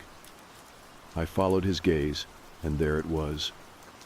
Standing just beyond the tree line, same twisted form, same broken neck, same red glow where eyes should have been. Its head tilted slowly, like it recognized me, like it was saying hello. Tango barked, and I lunged forward, scooping him up and running back into the building. I slammed the door and locked it, heart hammering in my throat. I dared not look out the window again. I sat there until dawn. It had followed me home. After that night, I knew for sure I was being hunted. I stopped pretending otherwise. It was not paranoia. It was not anxiety. I had seen it again, and it had looked right at me. Something ancient, wearing that broken deer like a skin suit, had followed me from the woods and found where I lived. I did not go to work the next day. I called out and lied, said I was dealing with food poisoning. I just could not bring myself to leave the apartment. The thought of stepping outside, even for a minute, made my skin crawl. I kept every curtain closed, every door locked, and walked from room to room with my loaded revolver in hand. Tango stayed close to me, and I could tell even he was different. His ears never relaxed. He would sit facing the windows like he was waiting for something. He barked at the back wall at one point, a low warning bark that he never used unless something truly unsettled him. I knew I had to do something. Sitting around was not helping. If anything, it was making things worse. I started looking into old folklore again, this time beyond just internet forums and articles. I called a small bookstore over in Burlington that specialized in regional histories and legends. A woman named Janet answered. She listened to my vague description and told me she might have a few titles that could help. I made the drive that afternoon, though it felt like I was being watched the entire way. I kept checking my mirrors, expecting to see it in a passing field or standing at the edge of the woods beside the road. Nothing showed, but the feeling never left me. Janet turned out to be kind, maybe too kind. She wore thick glasses, had silver hair pulled into a loose braid, and talked slowly, as though everything she said was weighed before she spoke. She showed me a few books, most written in the 70s or earlier, and even a handwritten journal from someone who had lived in the area in the 1940s. In it, the man had described something nearly identical to what I had seen, a deer that walked on 2 legs, with a neck that bent too far and eyes that glowed in the dark. He called it the Watcher and said it had followed him for nearly 5 years. The man had eventually disappeared, and the journal had been found in his abandoned cabin decades later. Janet let me photocopy a few pages. She warned me not to go looking for it. She said the woods up north were older than most people knew, that some parts had never truly been tamed. She did not say I was crazy. That was the part that stuck with me. I drove home that night with a pit in my stomach. I barely noticed the sunset as it faded behind the hills. The light went from golden to gray as I pulled back into the parking lot. Something about the way the shadows gathered near the trees made me rush inside. Once I was locked in again, I laid out the papers from the journal and read them slowly. The man had kept a detailed account of his experiences. He had first seen the creature after spending 3 nights in the mountains. He too had broken some kind of rule, though he never said which one. From that moment on, the creature had appeared. Always just beyond reach, always watching. He described the smell, the silence, the unnatural stillness in the air. He wrote about how it never came during storms, never during bright sunlight, only at night. Always around 2 or 3 in the morning, his entries grew more erratic over time, shorter, more frantic. He talked about seeing it in windows, hearing it move on his roof. Once, he described hearing it whisper his name in a voice that sounded like it was being dragged across gravel. Reading it made me sweat. I had not heard my name whispered, not yet, but I had felt everything else. I decided that night to prepare. If it came again, I wanted to be ready. I moved the couch in front of the back door. I blocked the bedroom window with a heavy bookshelf. I set up makeshift barricades using furniture, and I kept my gun in my hand even as I brushed my teeth. I placed salt across the windowsills, not because I believed it would help, but because at that point I was willing to try anything. Tango refused to sleep in his bed. He stayed pressed against the bedroom door. He growled once around 1:30 in the morning, a low rumble that rose from his chest like thunder. I sat upright, gun pointed at the door. Nothing came, but the sound of heavy footsteps on the gravel outside started shortly after, crunching, slow, deliberate. I did not move. Tango did not bark. He just growled and growled until the footsteps stopped about 5 minutes later. The silence afterward was worse. The next day, I booked a hotel in the city. I needed a break, somewhere without woods nearby. I found a mid-range spot just outside downtown Concord and packed a small bag. Tango rode up front with me, nose pressed to the window like always. I watched the trees disappear behind us and tried to convince myself we were leaving the fear behind too. The hotel room was bland and clean, and for once I welcomed the sound of traffic outside the window. I even let myself relax. I walked Tango down the street and got a sandwich from a little deli nearby. We sat on a park bench and watched the cars go by. It felt normal, like none of it had happened. But when I got back to the room, there was a smell. It hit me as soon as I opened the door. Faint but familiar. Wet dirt, rot, something dead. I looked at the bed. The sheets were pulled back. I had not done that. The television was on, low volume, tuned to static. My hands trembled. I backed out of the room, leash in one hand, the other hovering over the grip of my revolver. That night, I slept in the truck, parked beneath a streetlight. Tango stayed curled in my lap the whole time, his body warm, his breathing steady. I did not sleep at all. I left the hotel the next morning without even asking for a refund. I had no intention of ever returning. The manager barely looked at me as I handed back the key card. I wondered if he could smell the lingering scent of decay still clinging to my clothes, or if it was just in my head. I did not care. I needed to get out of there. Driving back felt like retreating into enemy territory. Every mile closer to the woods felt heavier. I kept glancing at the tree line. Even when there was no sign of movement, my chest tightened. Tango was restless the whole way. He would whine softly, then press his nose to the window. His ears were constantly flicking, catching sounds I could not hear. I knew I could not go back to my apartment, not yet, maybe not ever, but I needed answers. The journal from that old man still weighed on me. Something about his words kept echoing in my head. The way he described the creature watching, waiting, and how it always knew where he was. He had hinted at something deeper, something older than just a monster in the woods. Something that did not just appear at random. It chose who to follow.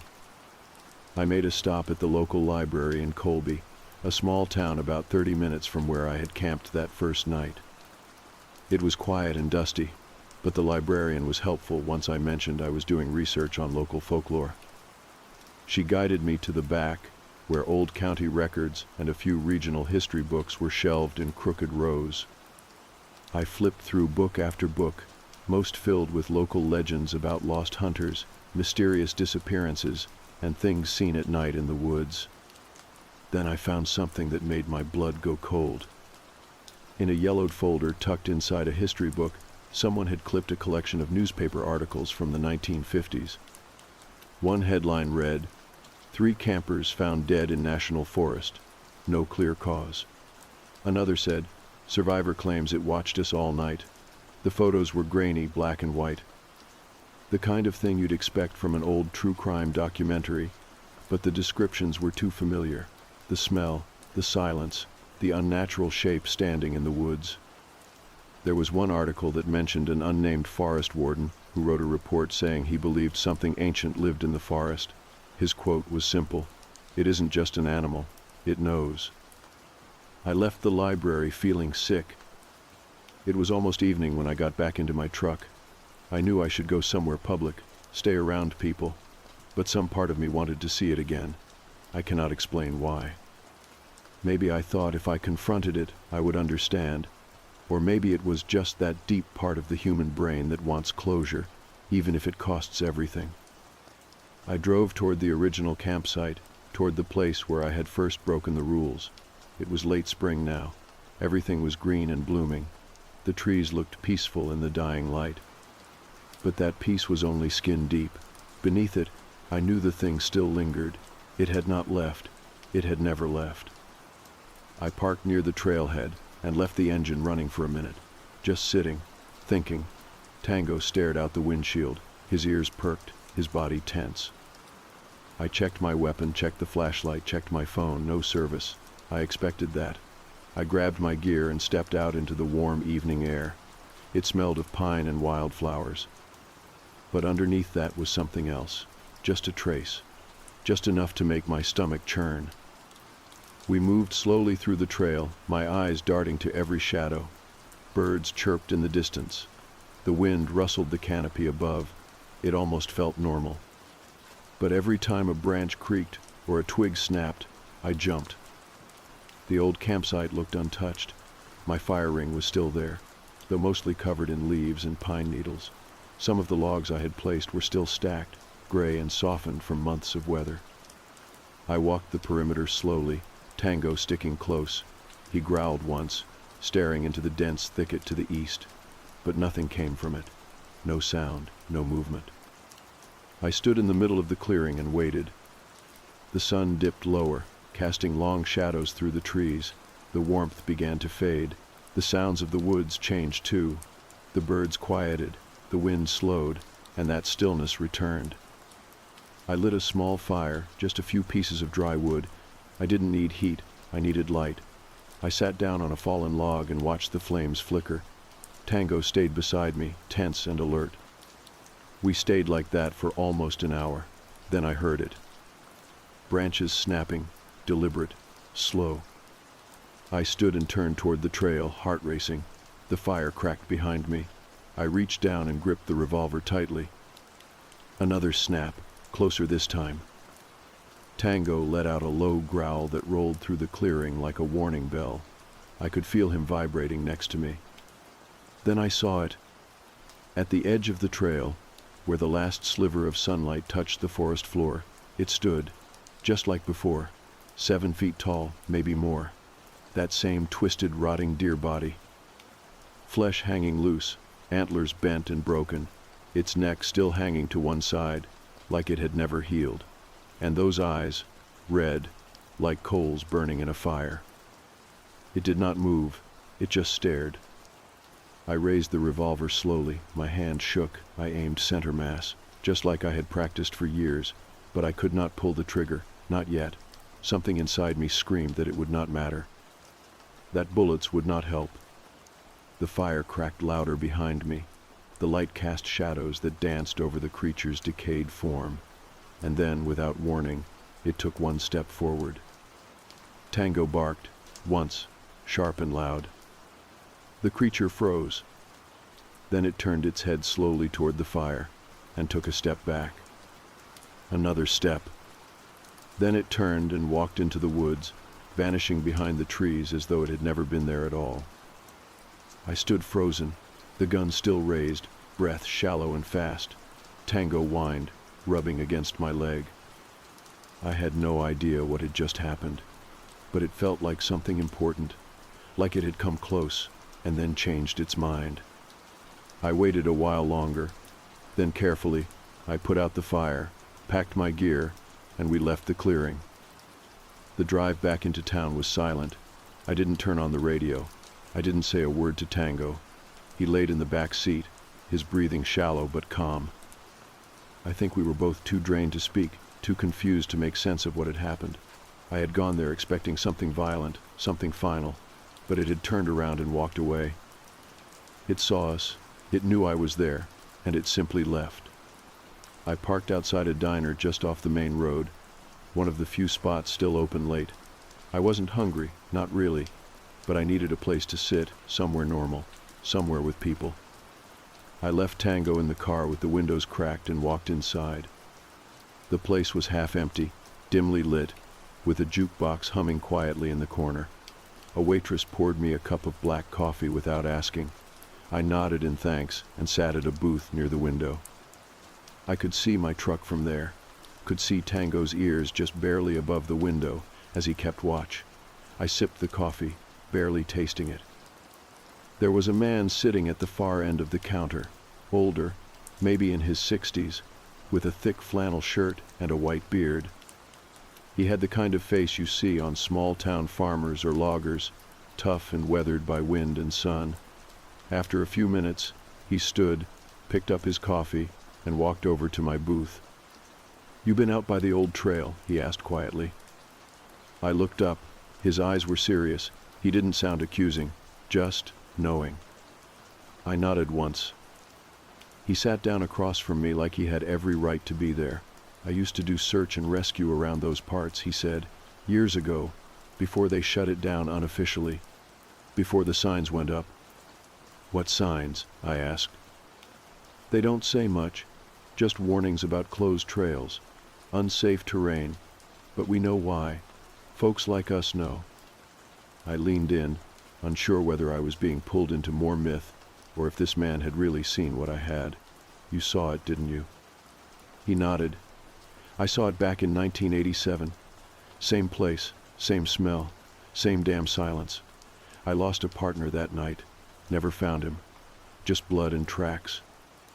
I came back down the trail alone and never went near those woods again." He reached into his pocket and slid something across the table, a small, folded photo, black and white, grainy. It showed a stretch of woods with something in the background, half hidden behind trees. A blur, but the shape was familiar, too tall, too thin, just wrong. "That thing out there," he said, "it's not an animal. It's not some bear with mange or a sick deer. It's older. It's not supposed to be here, but it is." I stared at the photo, my skin crawling. Then why hasn't anyone done something about it? He gave me a look I couldn't quite read. "Because most don't come back, or if they do, they don't talk. You keep your mouth shut, people let you live your life. You start telling folks about things like this, they either laugh you out of the room or look at you like you've lost your mind. And the ones who believe you, well, they don't sleep so good afterward." I understood that all too well. "What does it want?" I asked. His eyes drifted to the window. "I don't think it wants anything. Not like we do. I think it just follows, watches. Sometimes it gets close, sometimes it takes, but mostly it waits." That sent a cold wave through me. He finished his coffee and stood up. "You should get out of here. Whatever it is, it marks you. If you saw it once and it let you go, that doesn't mean it will every time." I watched him walk out into the night and drive away in an old rusted pickup. I sat there a little longer, the coffee now cold. Tango barked once in the truck, startling me.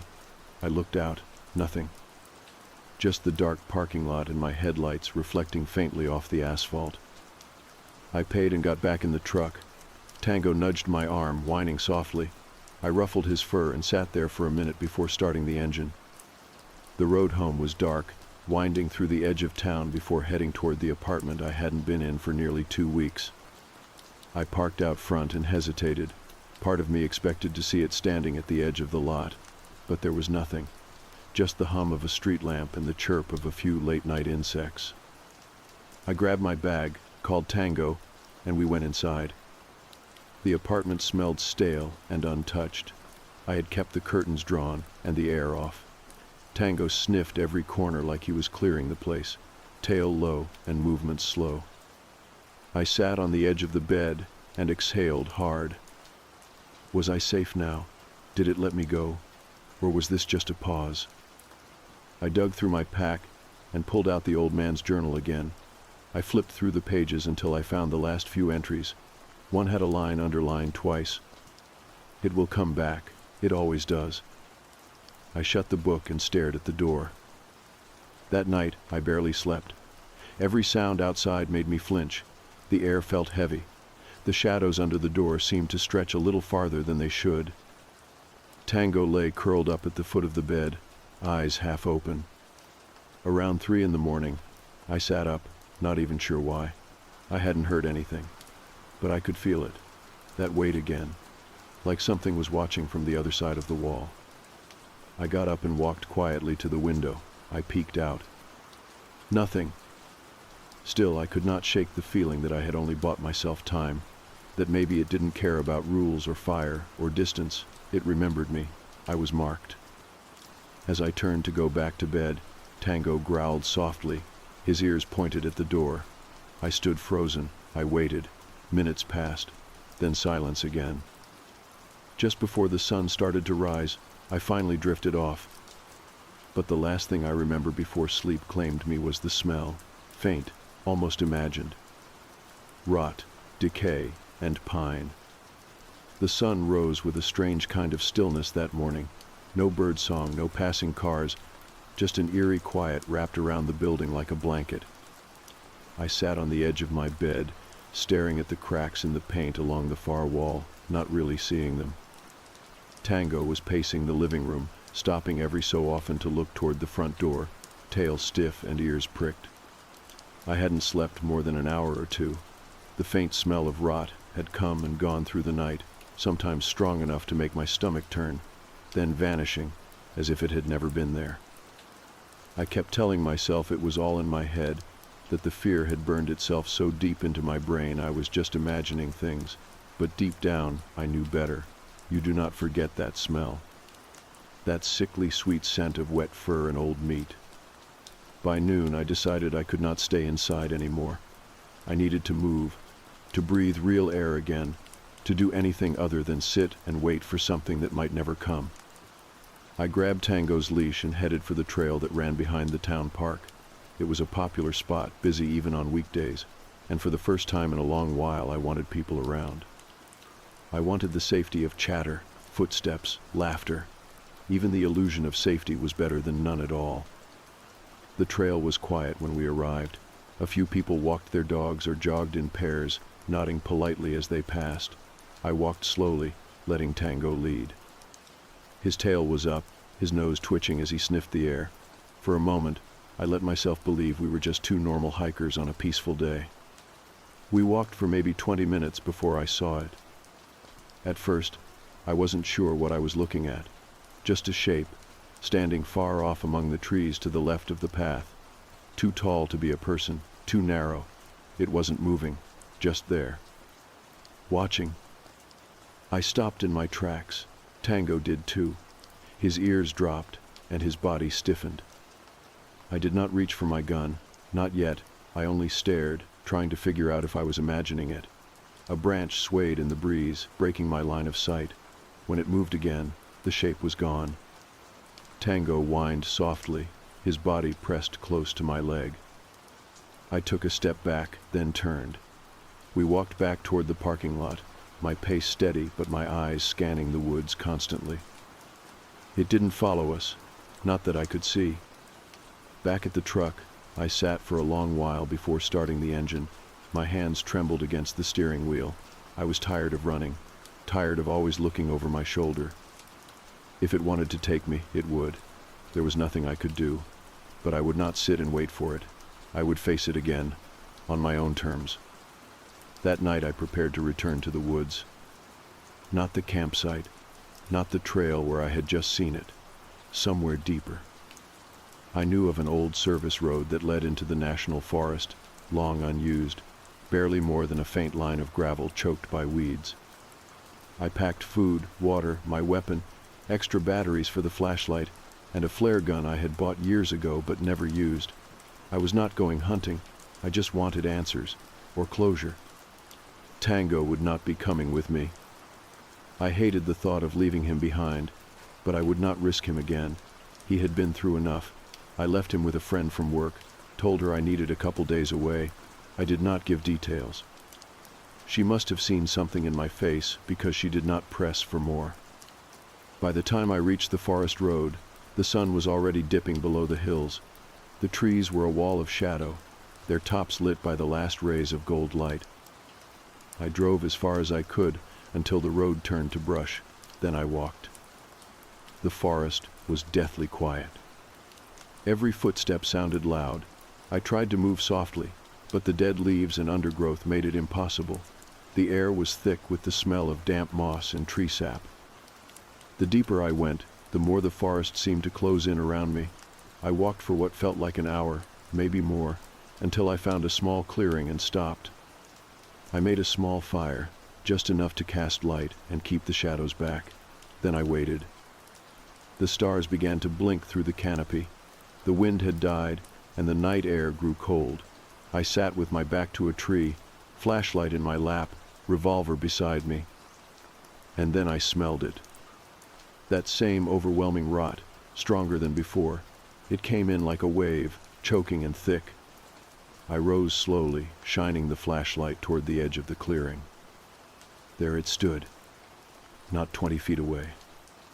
It was exactly the same, 7 feet tall, skin stretched thin over bones, that twisted deer head with antlers cracked like dry branches. Its chest rose and fell in uneven rhythms, as though breathing was a learned thing, not natural. The eyes burned, not reflected, burned. It stepped forward, silent. I raised the flashlight higher. My hand trembled, the beam shaking against the trees. I grabbed the flare gun and raised it slowly.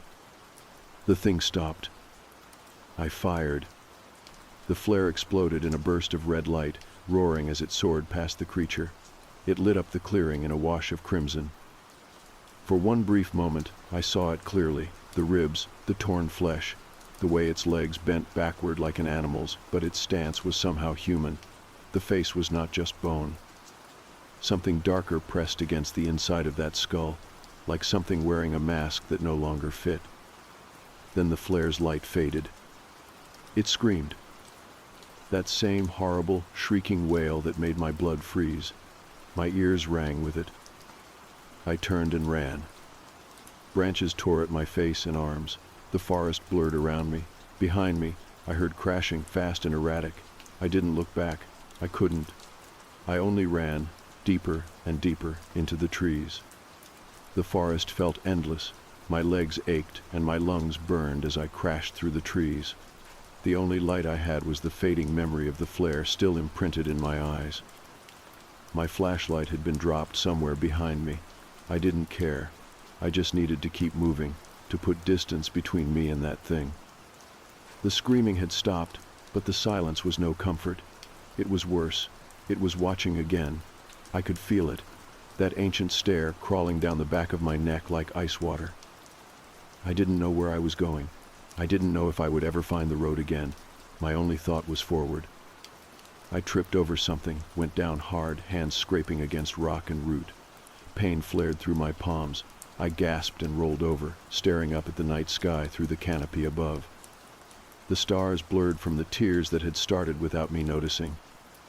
For a few seconds I just lay there, listening. And there it was again, that soft crunch of dead leaves, the slow, deliberate steps just beyond the trees. I sat up and pulled the gun from my pack, gripping it tightly. The barrel shook in my hand. I didn't think it would do anything. I had already seen how little the bullets affected it, how it had stood there like nothing had touched it at all. Still, holding the gun gave me some sense of power, even if false. The steps stopped, silence again. Then came the voice. It didn't sound like a person, not exactly. It was wrong in a way I cannot explain, like hearing someone try to speak a language they never learned, like a recording of human speech played backward. But I understood it. You broke the silence. You broke the still. It sounded just like my own voice. I froze, my breath caught in my throat. I looked into the trees but saw nothing. I raised the gun. You came back. You looked again. You should not have. It spoke with the tone of someone reciting a rule they did not make but must enforce. I stood slowly, turning in place. Nothing moved, but I knew it was near, too near. You followed me, I said out loud, for years. The forest responded with wind, a sudden gust that rushed through the trees and made them groan. For a moment it sounded almost like laughter. I came because you listened, because you saw. The wind died, everything stopped. Then, from behind a nearby tree, it stepped out once more. The same deer-like body, the same half-decayed form, but something had changed. The flesh looked older, blacker, the rot deeper. The skull glistened in the moonlight, stripped of most of its skin. Its legs cracked as it moved forward slowly, as though the body it wore could barely hold up anymore. It was dying. I did not run this time. I raised the gun but did not fire. "What are you?" I asked. It tilted its head, that broken neck lolling to one side. Then, with a rasp that was barely audible, it said, "I am what remains." And I understood, not in words but in feeling. It had once been something else, human or close to it, something twisted by time and pain and dark things older than any of us. It was a remnant of something that should have passed on but didn't, something kept alive by fear, by stories, by people who could not let go.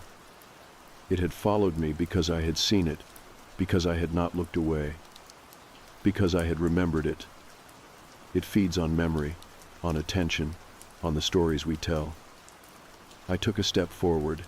My fear was still there, pounding in my chest, but something else had replaced it too. Understanding, pity even. "You can stop," I said. "You don't have to follow me anymore." Its head twitched. "Let me go." I didn't know if it meant itself, or me, or both. "I will," I said. "I won't speak of you again. I won't give you a name. I won't pass you on." It stood silent. Then it lowered its head. The light shifted. I blinked, and it was gone. Just gone. No running, no crashing through the trees, no scream, just the empty forest and the faint crackle of the breeze high above. I didn't sleep that night. I waited for morning in the crook of an old pine, watching the shadows move with the stars. But I never heard another sound. The forest was quiet, but not unnaturally so. Birds began to chirp around 4. Squirrels stirred through the leaves. The world came back to life like nothing had ever happened. By sunrise, I found the road. I hiked the rest of the way back to the truck, exhausted, filthy, but whole. When I picked up Tango later that day, he jumped into my arms and licked my face like I had been gone for years. I held him tight, unable to stop the tears that came.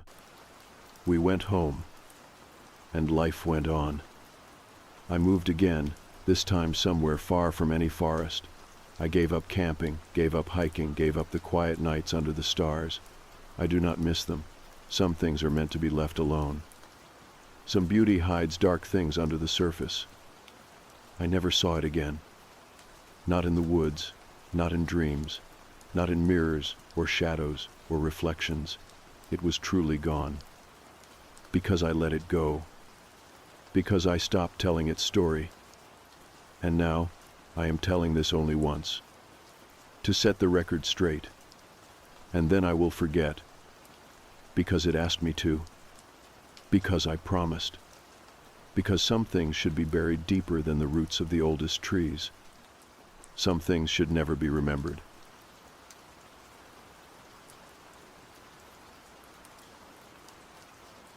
I was asleep on the old pullout in the den because my room runs too hot, and the fan in there rattles in a way that climbs into your head and refuses to stop. I gave up and carried a quilt to the cooler room with the window cracked a little.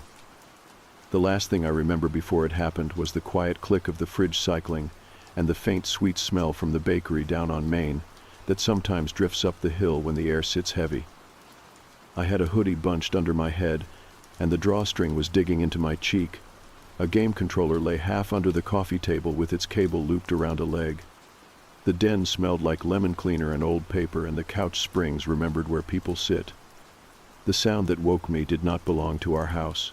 Not the dryer, not our grouchy smoke alarm, not the landline that only telemarketers remember. It was my phone on the table, and then the second one in the kitchen lit up, and then my mom in her room, and then Emma by the charger, all at once, all with the same sharp tone that makes your brain sit up even if your eyes are still closed. The room had that watery early morning feeling where edges seem wrong. I grabbed my phone and blinked at the blocky letters until they settled. Emergency alert. A dense fog has entered the valley. Shelter indoors. Do not approach the fog. Do not engage with voices. It said the time too, 12:23 in the morning, which made it feel official and unreal at the same time. I said the message out loud without meaning to, like speaking would make it less heavy. Kyle made a rough sound and sat up, one arm wedged under a cushion, the other landing in an empty pizza box that gave a tired crinkle. He had been crashing after a long run of games and had promised my mom he would be out early, which is something he says when he does not plan to be. His hair was crushed flat on one side. He squinted at me like I was the noise. Emma came down the hall with a blanket around her shoulders like a cape, charging cord trailing behind her like a tail. She looked small and stubborn at the same time, the way she gets when she is scared but does not want anyone to say it. My mom stood in the doorway with her glasses in one hand and her phone in the other, reading fast. Outside there was another sound, a soft seething I first thought was rain. When I listened harder, I heard the wind sliding along the eaves, and under it something like a low crowd, distant and damp, the way a football game sounds when you are a block away. The streetlight by the mailbox burned a small pale circle on the asphalt, and the edges of that circle went blurry, like someone was fogging a mirror. I put my palm on the glass and felt the cold come through. Down the street, the dark elbow where the road tucks under the trees had vanished, replaced by a moving wall the color of dishwater. You could see motion without seeing anything inside it, which felt worse than seeing nothing. My mom told us to step back from the window. She locked the back door and slid the chain, even though the chain never fits right. She checked the garage door, the side door, the little latch on the laundry room that sticks in winter. She moves toward action when she is nervous. Emma asked if school would be canceled, and my mom said to sit and drink some water. The house smelled like tomato sauce and old cardboard from the boxes by the trash. Kyle laughed and said it was just mist, and I could hear how he wanted the room to agree with him. He went to the kitchen and came back with the good flashlight we keep for outages, heavy and scratched aluminum with a rubber button that sticks unless you press it just right. I kept rereading the alert like it might change under my thumb. Do not approach the fog. Do not engage with voices. Engage is not a word they use in alerts around here. We are more of a watch for falling rock place. We get brush fire warnings when the grass goes crisp and reminders about chains when the air starts smelling like metal. Nothing about voices. I noticed my hands were shaking, and I did not know when I had started holding my breath. I let it out slow and felt embarrassed and wired. I told myself this was a weird weather thing and that everyone would laugh about it in the morning, and even while thinking that I knew I did not believe it. We moved to the front room and stood as if the window were a television, and we were waiting for the next scene. Across the street, the Holts stood on their porch in house shoes and thin coats, Mr. Holt with his hand on the rail, Mrs. Holt with her hair in a loose bun. He looked our way like he wanted to ask if we had gotten the same message, but he did not call. The fog moved the way dry ice rolls along a stage, hugging the ground and then rising in fingers, but thicker than any fog I had seen. It curled around the base of the maple and made the trunk look shorter, like the yard had been shaved down. The neighbor dog gave one uncertain bark and then went quiet. Somewhere up the road a man shouted a question I could not make out. The same voice said, "Never mind," smaller. Kyle lifted the flashlight and did not say anything yet. Kyle stood with the flashlight tilted against his shoulder like he was waiting to be asked to use it. The beam cut a narrow wedge into the fog and came back pale and short, as if the air itself had become thick. He laughed again, not loud, more like a push of air through his nose, the kind of sound he makes when he wants people to think he is in control. My mom told him firmly to put the light down and step away from the glass. He did not move. Emma pressed against my side and held the blanket closer around herself. I could feel the small tremors in her arms, and it made me stand more rigid because I thought if I did not move, maybe she would feel steadier. From somewhere deep in the fog came a sound like someone calling out. At first I thought it was the same man from earlier, the one who had shouted and then said, "Never mind." The voice was blurred, but then it rose in a clear shape that made my scalp tighten. It was Emma's voice. Not just the pitch or the softness. It was the exact way she drags the end of words when she is tired. It said her name, and then it said please, and then it stopped. I looked down at Emma, and she looked up at me, and her mouth was open, but no sound came out. She whispered that she had not said anything.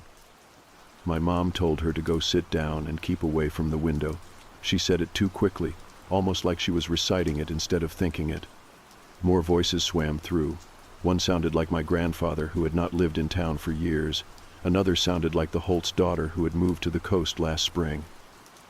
Each one carried the right little bends and pauses, the things you only know if you have heard someone speak 1,000 times. Neighbors on their porches shifted and looked at each other.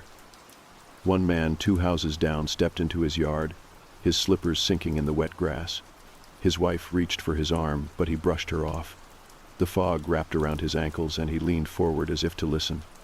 My mom yanked the curtain shut and snapped at Kyle to sit down. Kyle rolled his eyes, but there was no real humor left in it. He said it was only mist and sound carries weird at night. He said maybe the valley echoes, and it is just bouncing voices around. I told him he should stay inside until it cleared, and he asked what exactly we thought would happen if he walked down the steps. He thumbed the button on the flashlight, and the beam flickered and caught dust in the air. He looked restless the way he gets in classrooms, tapping his knee, waiting for something to happen. My mom told him again to sit, and he grinned and said someone should at least check it out. I reached for his sleeve, but he shook me off. Not mean, but definite. He pushed the front door open before anyone could stop him, and the night air moved in, damp and raw. Emma gasped and whispered his name like it would pull him back. The flashlight cut a shaky path down the steps and caught the mailbox post and then swung away. Kyle said it was nothing, that it smelled like a wet towel out there.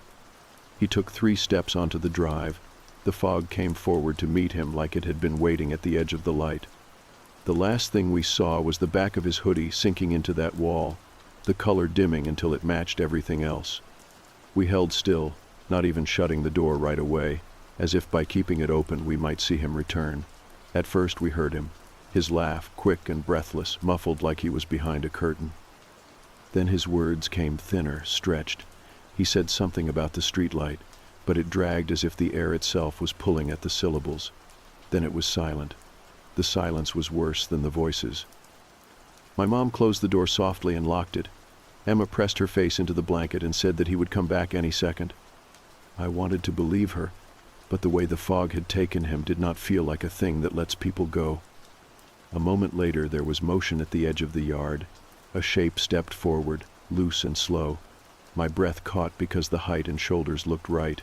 The figure swayed, then straightened. It was Kyle, or it looked like him. His walk was wrong, though. His knees bent too far, as if the hinges had shifted.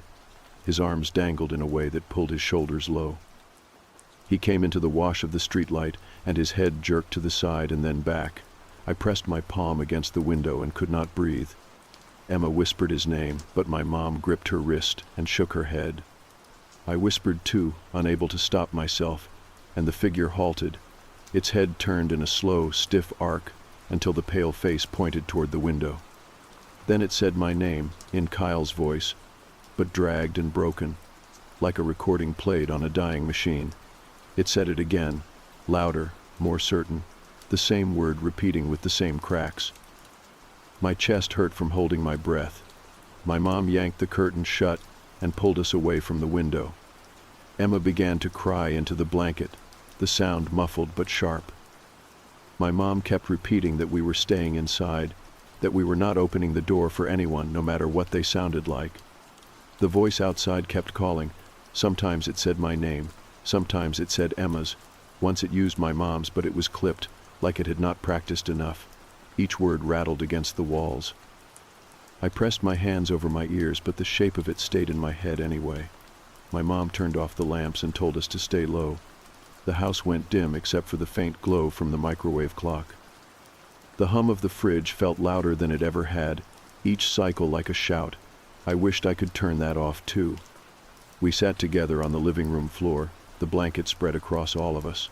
The voice at the window slowed and grew faint, then stopped. The silence returned, but it was full, not empty. I thought I heard other movements in the fog, slow shifts like people turning in their sleep. Emma asked in a whisper when Kyle would come back, and I told her the only thing I could, which was that we needed to wait until morning. The truth sat heavy in my stomach. Morning felt like a faraway word, one I was not sure would come. The voice outside did not last. It tapered off until even the echo of it seemed to sink into the thick air pressing against the house. We waited in the dark, the three of us breathing too loud, the blanket pulled across our knees like that thin fabric could stop what was out there. I tried to listen for the sound of Kyle's steps, the scrape of his shoes on the concrete, anything that would make this normal again. But there was nothing, just the refrigerator cycling and the faint tick of the wall clock, steady in its ignorance of everything else. My mom whispered that we were staying put until daylight, and her tone left no space for argument. Emma nodded quickly, though her eyes kept flicking toward the covered window like she expected it to twitch open on its own. When I finally stood up to stretch my legs, the room tilted with how long I had been sitting frozen. I stepped carefully, not wanting the floorboards to groan. My mom followed me with her eyes. She had moved into the chair near the window, her shoulders tight, like a sentry who would rather not admit that she was on duty. The curtain edge quivered slightly from a draft, or at least I told myself it was only that. I leaned close, as if that would let me hear through the thick fabric. The smell was stronger near the glass, damp and metallic, like old pennies and wet dirt. My stomach turned and I backed away quickly. Emma asked in a soft voice if we should check the back door. My mom said she already had, and then she stood anyway, checking it again while muttering that it was better to be sure. She rattled the lock, tested the handle, then pressed her palm flat against the wood. I wanted to ask her what she felt, but the words stayed stuck in my throat. It was not that I thought talking would summon something. It was more that speaking at all seemed to slice through the fragile silence we had managed to hold on to. Even the sound of the heater fan coming on startled me, though it had been doing that all winter. The house had become strange in its familiarity. Every squeak and smell and hum felt louder, the lemon cleaner from the den, the tomato sauce from the dishes in the sink. Even the faint musty note of the quilt we kept for guests, now wrapped around Emma's shoulders. It was as if the fog had crept through the walls and magnified everything ordinary until it all seemed alien. I wanted to sink into something normal, but there was no normal left. Only the pressing question of whether Kyle was still out there, and if so, what exactly had walked back out of that fog in his shape. I tried to distract Emma by talking quietly about the game we had been playing earlier. I reminded her of how Kyle kept losing in the same spot and blaming the controller. For a moment she almost smiled, though her eyes watered as she asked if he would be okay. I told her he probably found another house to shelter in, that maybe he was with the Holts right now. The words felt brittle even as I said them. She nodded but bit her lip, chewing at it like she knew better. My mom returned to sit beside her and smoothed her hair, saying we needed to stay quiet and conserve our energy. She spoke like she was saving her voice for something more important later. Then came the sound of footsteps on the porch. They were uneven, dragging, not like Kyle's usual quick stride. The three of us froze. Emma buried her face in the quilt and whispered his name, but my mom shushed her sharply. We listened. The steps moved closer to the door, then stopped.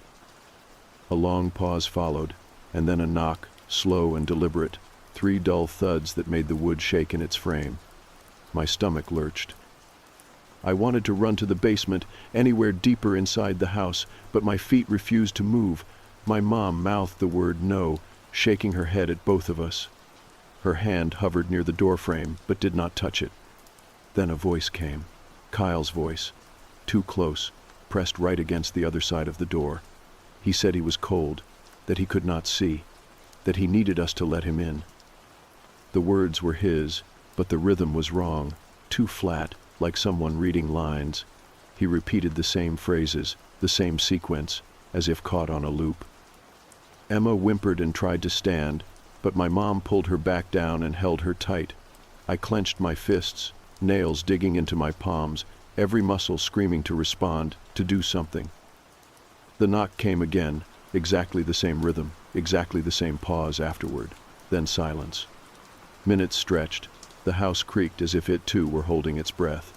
My mom finally whispered that we needed to move to the basement. She said we had water and cans stored there from last summer's storm season. She was already gathering things, her movements quick but careful, no wasted sound. She handed me the lantern from the hallway closet and told me to turn it on only once we were downstairs. Emma clutched the quilt and kept glancing at the door, but she followed. We tiptoed down the steps, each one a small protest in the old wood, until we reached the cement floor.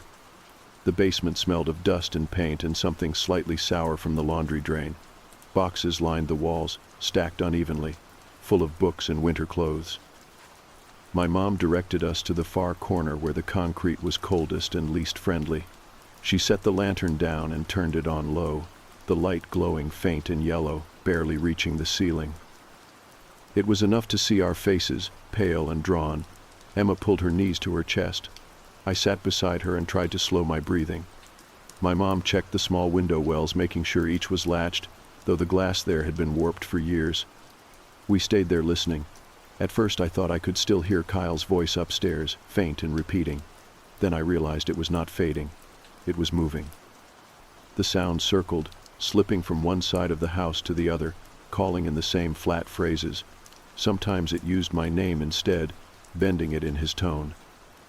Other times it used Emma's, lingering on the vowel too long, making it sound like a parody. I pressed my palms to my ears, but the sound seeped through anyway, low and invasive.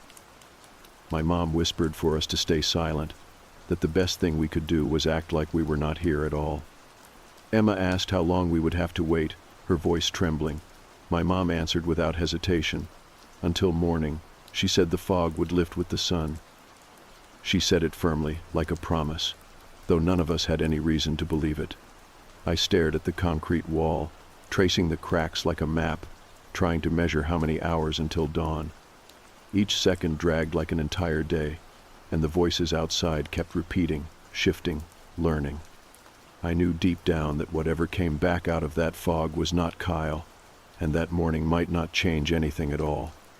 The lantern burned in its small circle of light, and for a while that circle became the only world we had. The basement walls sweated faintly with moisture, and the floor was cold enough to sting through the knees of my jeans. Emma leaned against me, the blanket tucked tight around her shoulders, her eyes swollen and red, though she tried not to cry anymore.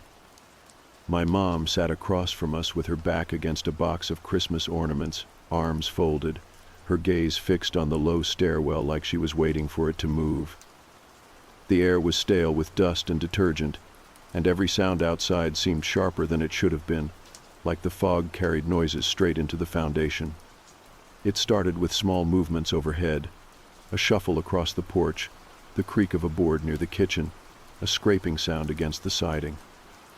At first I told myself it was branches bending in the wind, but the longer I listened, the clearer it became.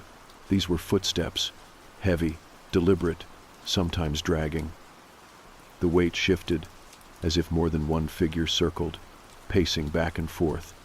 Every time the sound reached the top of the basement stairs, I felt my throat close.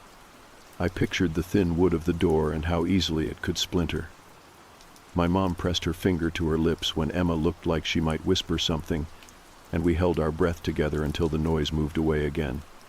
Then came the voices, not just Kyle's anymore. At first it was him, calling my name in that broken cadence, repeating Emma's over and over until the vowels stretched too long. But then new ones joined. A man's voice I did not recognize called out like a neighbor asking for help.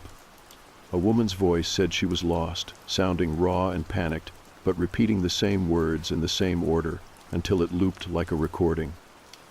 Emma clutched at my sleeve and whispered that she thought she heard Grandma. My stomach twisted because I thought I heard it too, the exact way Grandma used to say "sweetheart" when she picked up the phone. But Grandma had been gone for 2 years. The sound made my chest ache in a way that had nothing to do with fear, and I realized that was the trick. That was how it worked. The scratching at the basement windows started not long after. The glass was cloudy from years of grime, but a faint shadow moved across it, thin and elongated. Fingertips tapped against the pane, slow and rhythmic, like someone testing to see if we were listening. I pulled Emma closer, but she was already pressing her face into my shoulder, trying not to hear. My mom moved to the wall and crouched under the window, her hand flat on the cement like she could hold it shut by sheer will. Her face was pale and tight. She whispered that we could not answer, no matter who it sounded like. She told us to remember that nothing outside belonged to us anymore. Her words felt final, like a line drawn in dirt. Time stretched in ways I could not measure. My phone was upstairs, buzzing endlessly with the alert I had dropped on the table, so there was no clock to mark the hours. The lantern flickered once and I panicked, thinking it was dying, but it steadied again. My mom opened one of the water jugs and poured some into paper cups. The water tasted faintly of plastic, but it was something real, something that had been here before the fog, and I clung to that. Emma picked at the edge of the cup and asked if Kyle would know to come back in the morning. My mom did not answer, only stroked her hair. I wanted to tell Emma yes, but the memory of his crooked walk under the streetlight sat too heavy in my head. The voices outside swelled as the night dragged on. They layered over each other, sometimes speaking in unison, sometimes breaking apart into a chorus of names and pleas. The strange thing was how accurate they were. One moment I heard my own voice calling for my mom, the exact way I used to when I was little. The next I heard Emma saying she was scared, even though she was silent beside me. Hearing yourself outside the walls is something I cannot explain. It felt like being split in two, one part inside and one part already claimed by whatever moved in that fog. I wanted to cover my ears, but even pressed tight they carried through, vibrating in my bones. Then something changed. The footsteps stopped wandering and gathered instead. From the way the floor above us groaned, I knew more than one was standing directly in the living room. The weight settled in clusters, too many to be neighbors. My heart thudded so hard I worried it would echo. Emma's breathing went sharp and fast, and I had to hold her hand tightly so she would not cry out. My mom leaned forward, her eyes closed, whispering a prayer under her breath. I did not know she still remembered the words. For a moment the entire house felt like it was tilting under the weight of the things standing on it. The first slam against the basement door rattled dust down from the beams. Emma yelped before clamping her hands over her mouth. The second slam bowed the thin wood inward, and I saw the knob twist, even though it was locked. My mom rushed to brace her shoulder against it, teeth clenched, whispering for us to stay back. The banging came again, louder, shaking the frame. Then the voices rose, all of them together, shouting names, laughing, repeating fragments of sentences that almost made sense. My own voice was among them, clear and horrible, calling, "Let me in," again and again. I thought my chest would split. Then, as sudden as it had started, the pounding stopped. Silence. Utter and complete. We did not move. The quiet pressed heavier than the noise had. After a long stretch, my mom eased back from the door, though her hands still hovered near it. She whispered that they were testing us, that they wanted us to break first. Her words felt like ice water. Emma leaned against me and trembled. I tried to whisper comfort, but my throat was too tight, so I just kept my arm around her and let her squeeze until my shoulder ached. My mom finally sat back down with us, her breathing uneven. She said we needed to wait it out, that whatever happened, we could not let ourselves be tricked. I wanted to believe her, but the way the voices had learned to sound like us made it hard to hold on to what was real. Hours must have passed, though each one blurred. At some point the lantern dimmed, and my mom replaced the batteries with a pack she had stored. The glow steadied again, but it cast deeper shadows now, and the basement seemed smaller, like the walls were inching closer. I stared at the crack running up one wall and imagined it splitting open. Every noise from upstairs made me jump, every groan of the wood a reminder that the house was not empty. Emma eventually drifted into a fitful sleep against me, her small breaths quick and restless. My mom dozed in her chair, but her hand never left the lantern handle, like she was ready to grab it and move at any second. I sat awake, listening to the silence that was not silence, wondering how much longer the night could possibly last, and what would be waiting when the gray light of morning finally touched the valley. Emma stirred against me before I realized I had nodded off. It could not have been for long because the lantern was still burning low and steady, and my mom was still in her chair, though her chin rested on her chest like she had finally given in for a few minutes. My neck was stiff, and my shoulder ached where Emma had pressed into it, but it was the sound that really woke me. At first, I thought it was a dream. A voice was calling from upstairs, muffled through the floor, but close enough that I could make out every word. It was Kyle again. His tone was sharp and urgent, the exact way he used to sound when he lost at a game and wanted to convince us it was not his fault. He was saying we needed to come help him, that he had hurt his ankle, that he could not make it back down the road alone. The words cut straight through me, because they were his. They were exactly his. Emma sat up straighter and whispered his name before I could stop her. My mom jolted awake instantly, snapping upright with her finger to her lips. The voice upstairs grew louder, as if it had heard Emma. It called her name now, perfectly, in the way only Kyle said it, with that teasing lilt at the end. She clutched my arm hard enough that her nails dug in, whispering that he needed us. I pulled her against me and shook my head, but my throat was so dry that no sound came out. My mom whispered that it was not him, that we were not to answer. Her words sounded too loud, even though she barely breathed them. The steps creaked overhead, moving toward the stairwell. They were slow and uneven, dragging in a way that did not match Kyle at all. My mom reached for the lantern and clicked it off. Darkness swallowed us so quickly I had to close my eyes and open them again to adjust. But it made no difference. The basement became a box of cold air and unseen shapes. Emma's grip tightened, and I could feel her heart hammering through her sleeve. The steps reached the top of the basement door and paused. Then a soft knock came, almost polite, 3 taps like someone asking to be let into a friend's house. My mom covered her mouth with one hand. The knock repeated, this time harder, rattling the thin wood. The voice came again, closer, lower, as if it were speaking right into the crack under the door. It said my name this time, and I had the terrible thought that maybe I had called back in my sleep, given it something to mimic. The words repeated with a sick kind of rhythm, again and again, until my stomach lurched. Emma pressed her face into me to muffle a sob, and I held her tight. My mom shifted forward silently, placing her shoulder against the door again, bracing like she had before. After a long stretch, the steps moved away, not back outside, but across the living room. We listened as they circled slowly, dragging against the boards, until the sound faded toward the kitchen. My mom finally switched the lantern back on, turning it low. Her face was pale and drawn, eyes wide in the dim light. She whispered that it was learning, that it would keep trying different ways until we broke. Emma shook her head hard and whispered that it really was Kyle, that she could tell. My mom gripped her shoulders and told her firmly that Kyle was gone, that whatever was outside was not our friend anymore. The words made my stomach twist, but I knew she was right. Silence pressed in again, but I could not shake the sense of movement outside the basement windows. Once or twice, I thought I heard a scrape against the glass, faint as a finger trailing along it. I forced myself not to look. Emma curled against me, whispering that she could still hear him even when no one was talking. I wanted to tell her she was imagining it, but the truth was I thought I heard it too, deep in the back of my head like an echo that would not leave. My mom pulled one of the boxes closer and dug through until she found a small radio. It was an old ham set my grandfather had left us, heavy and scratched with a bent antenna. She said it might pick up something the phones would not. She turned the dial slowly, the static hissing in and out, and then a broken voice came through. It was not a neighbor, and it was not any emergency channel we knew.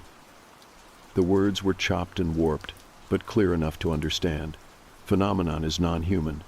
Entities mimic familiar voices to lure contact. Do not respond. Civilian areas inside the fog are considered compromised. The broadcast cut off with a screech of static and then nothing. My mom switched it off quickly and just sat there, staring at the dark wall. Emma whispered that she did not understand, that someone had to be coming to help us. My mom shook her head and said we could not count on it. The way she said it made me feel hollow, like something had been scooped out of me. She started talking about supplies, about how much water and food we had in the basement, how long we could stretch it. The way she spoke made it clear she was already planning for more than just tonight. We ate dry crackers and some canned peaches that tasted metallic but sweet enough to sting my teeth. The act of chewing, of swallowing something ordinary, steadied me a little. Emma ate quietly, though she kept glancing toward the stairwell. My mom wrote small notes on the back of an old envelope, tallying what we had left. Her handwriting shook slightly in the lantern light. I sat with my back to the cold wall and tried to ignore the faint sounds drifting through the fog outside. Once, I thought I heard my own voice again, calling my mom's name the way I had when I was little. I bit down hard on my tongue until I tasted blood, just to remind myself I was still inside, still me. The hours blurred. We stayed huddled in that corner, listening to the basement breathe around us, while the fog pressed against the house with its voices and its weight. Every so often a new knock came from above, or a new name drifted through the walls, like the things outside were taking turns wearing different masks. Emma fell asleep again eventually, her head in my lap, but even in sleep her fingers twitched like she was holding on to something. My mom stayed awake, watching, listening, her jaw tight. I wanted to ask her what we were supposed to do if the morning never came, but I kept it to myself. Speaking it out loud would have made it too real. When the next sound came, it was not from above. It came from right outside the basement door, close enough that the wood itself seemed to vibrate. A voice, soft and calm, said it was me. It said my own name in my own tone, perfect down to the pause in the middle. It told my mom to let me in, that I was trapped outside. I stared at the door in shock, every part of me cold. My mom's eyes snapped to mine, and for a moment I could not tell if she was looking at me or at whatever was on the other side. Emma stirred in her sleep, whispering something too quiet to catch. The voice repeated, steady and patient, waiting for us to answer. I sat frozen, my breath caught in my throat, knowing that the longer we stayed silent, the more it would learn, and the closer it would come to sounding exactly like all of us. The voice on the other side of the basement door kept repeating itself, patient and steady, as if it knew time was on its side. It used my name in my exact tone, the same rhythm I had heard in recordings of myself, and it told my mom to let me in. Hearing yourself outside your own body is a sickness you cannot describe. My first instinct was to shout, to tell it to stop, to prove that I was already inside, but I kept my mouth shut because I knew that was what it wanted. My mom's eyes stayed locked on me, and in that dim lantern glow I could see the calculation there, the small hesitation that chilled me worse than the voice itself. For just a breath she looked like she was not completely sure. Emma stirred against me, rubbing her eyes, and then she heard it too. She froze, blinking at the door, then whipped her head toward me with wide disbelief. I put my finger to my lips, but her breathing had already gone uneven. The thing outside must have heard it, because the next phrase it spoke was hers. It said it was Emma, that she was lost and alone in the fog, that she needed her mom and brother to come open the door. My mom shut her eyes and pressed her forehead to her knees. It sounded so much like Emma that I almost believed it even with her warm against me. The knocking started again, slow, deliberate, the knob twisted once, twice, the metal clicking against its catch. My mom leaned forward and braced her weight against the door. Her breathing was ragged but controlled, and she whispered that we could not answer, not even once. I nodded, though my stomach felt hollow. Emma clung to me, muffling her sobs in the quilt, and I rubbed her arm even though my own hands were shaking. The knocking stopped, but the voice carried on, switching between us, sometimes me, sometimes Emma, sometimes even my mom's own tone, pleading with herself to unlock the door. After what felt like hours, silence crept back. My mom eased away from the door, her body sagging with exhaustion. She whispered that the voices would not quit, that they would keep pressing until we were worn down. She told us the only way we would survive was by refusing every single time. Her certainty made me want to believe her, but in my chest I knew our strength was thinning. Every new voice chipped away a little more. Every phrase stolen from our memories left less of ourselves inside these walls. We tried to distract ourselves. My mom had us count supplies again, laying out the cans in rows, tallying the water, the lantern batteries. Emma found an old deck of cards in a box, and we played quietly on the cold floor. The ordinary movements gave me a fragile sense of control, but it never lasted. The fog pressed in through the cement, humming just beneath our hearing, and the voices never fully stopped. Even when they were faint, I caught scraps of them in the static air, like whispers underwater. Sometimes I thought I heard laughter, though I could never be sure. At one point, the ham radio crackled on by itself. My mom rushed to it, twisting the dial. Through the static, a warped message bled through again. It was the same clipped voice as before. Phenomenon is non-human. Entities mimic familiar voices to lure contact. Do not respond. Civilian areas inside the fog are considered compromised. The word compromised echoed too long in my head. My mom shut it off quickly and stared at us with hard eyes. She said we had to accept that no one was coming. We were not waiting for help anymore. We were waiting to see how long we could hold out. The weight of that truth settled over me like wet wool. I thought of Kyle, of the way his shape had moved under the streetlight, jerky and wrong. I thought of the neighbors who had stepped outside, the screams that had been cut short. I realized the town was probably already gone. Whatever was in the fog had spread past our valley. Maybe it was everywhere. I did not say this aloud, but the thought sat like a stone in my stomach.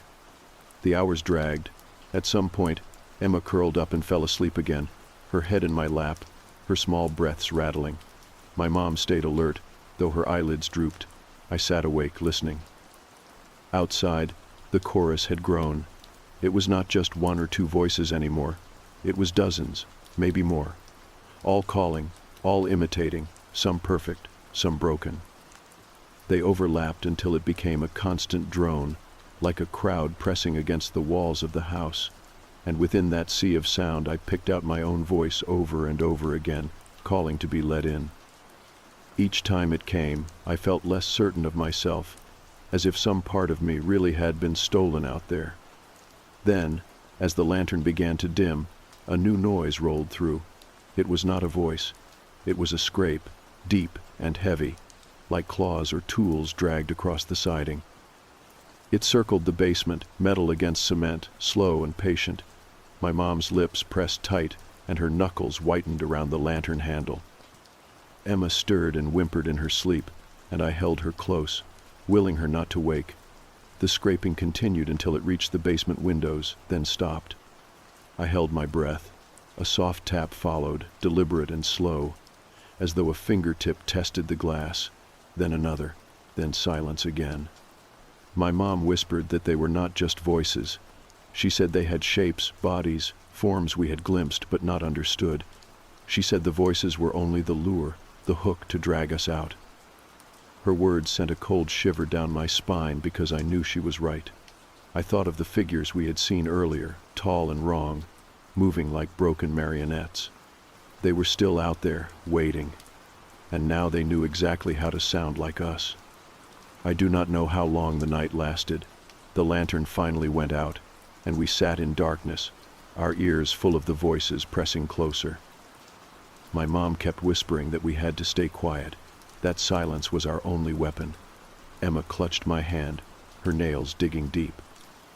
My mind spun in circles, half believing I could hear Kyle just outside, begging to be let in, half certain it was already too late for him and for all of us.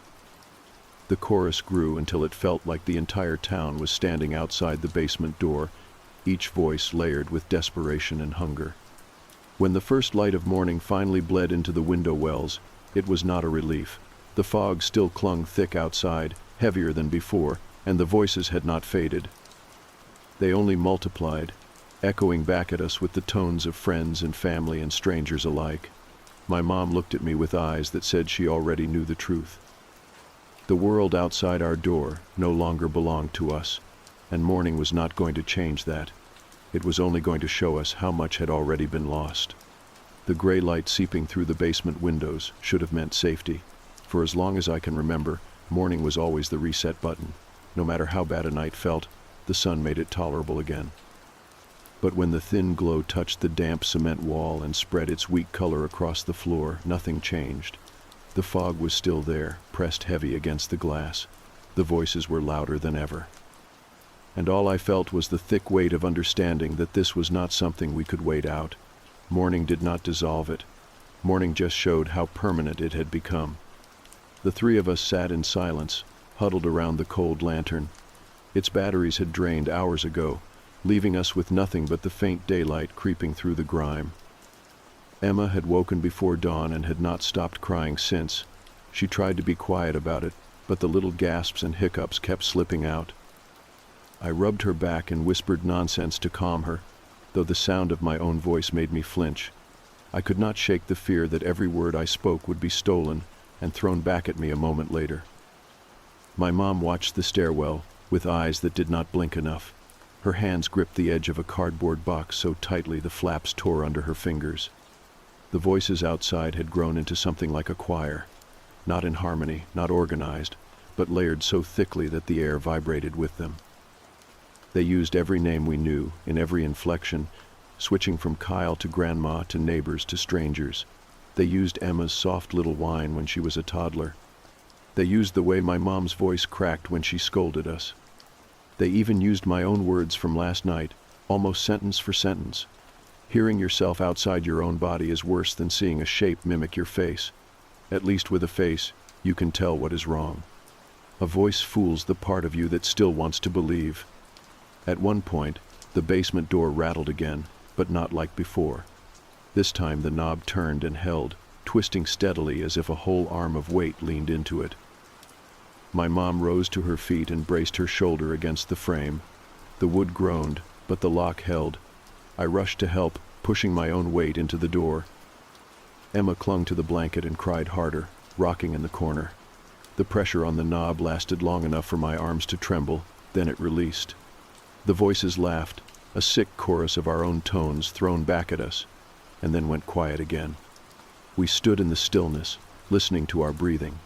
My mom whispered that we had to face facts. She said no one was coming to rescue us. The broadcast had been right. We were already written off, left behind. She said our only choice was whether to last a little longer down here or face what was outside. Her words sank in heavy.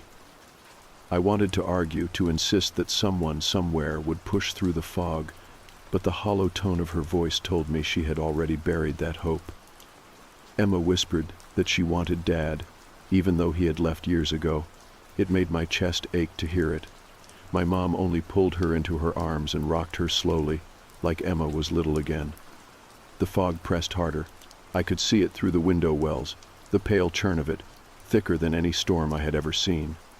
Shapes flickered inside, tall and warped, moving in slow circles.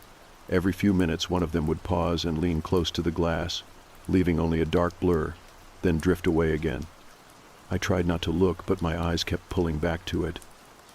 I thought of Kyle, of how quickly the fog had taken him, and I wondered how many more figures out there were already carrying the faces and voices of people I knew. We ate the last of the crackers even though none of us felt hungry.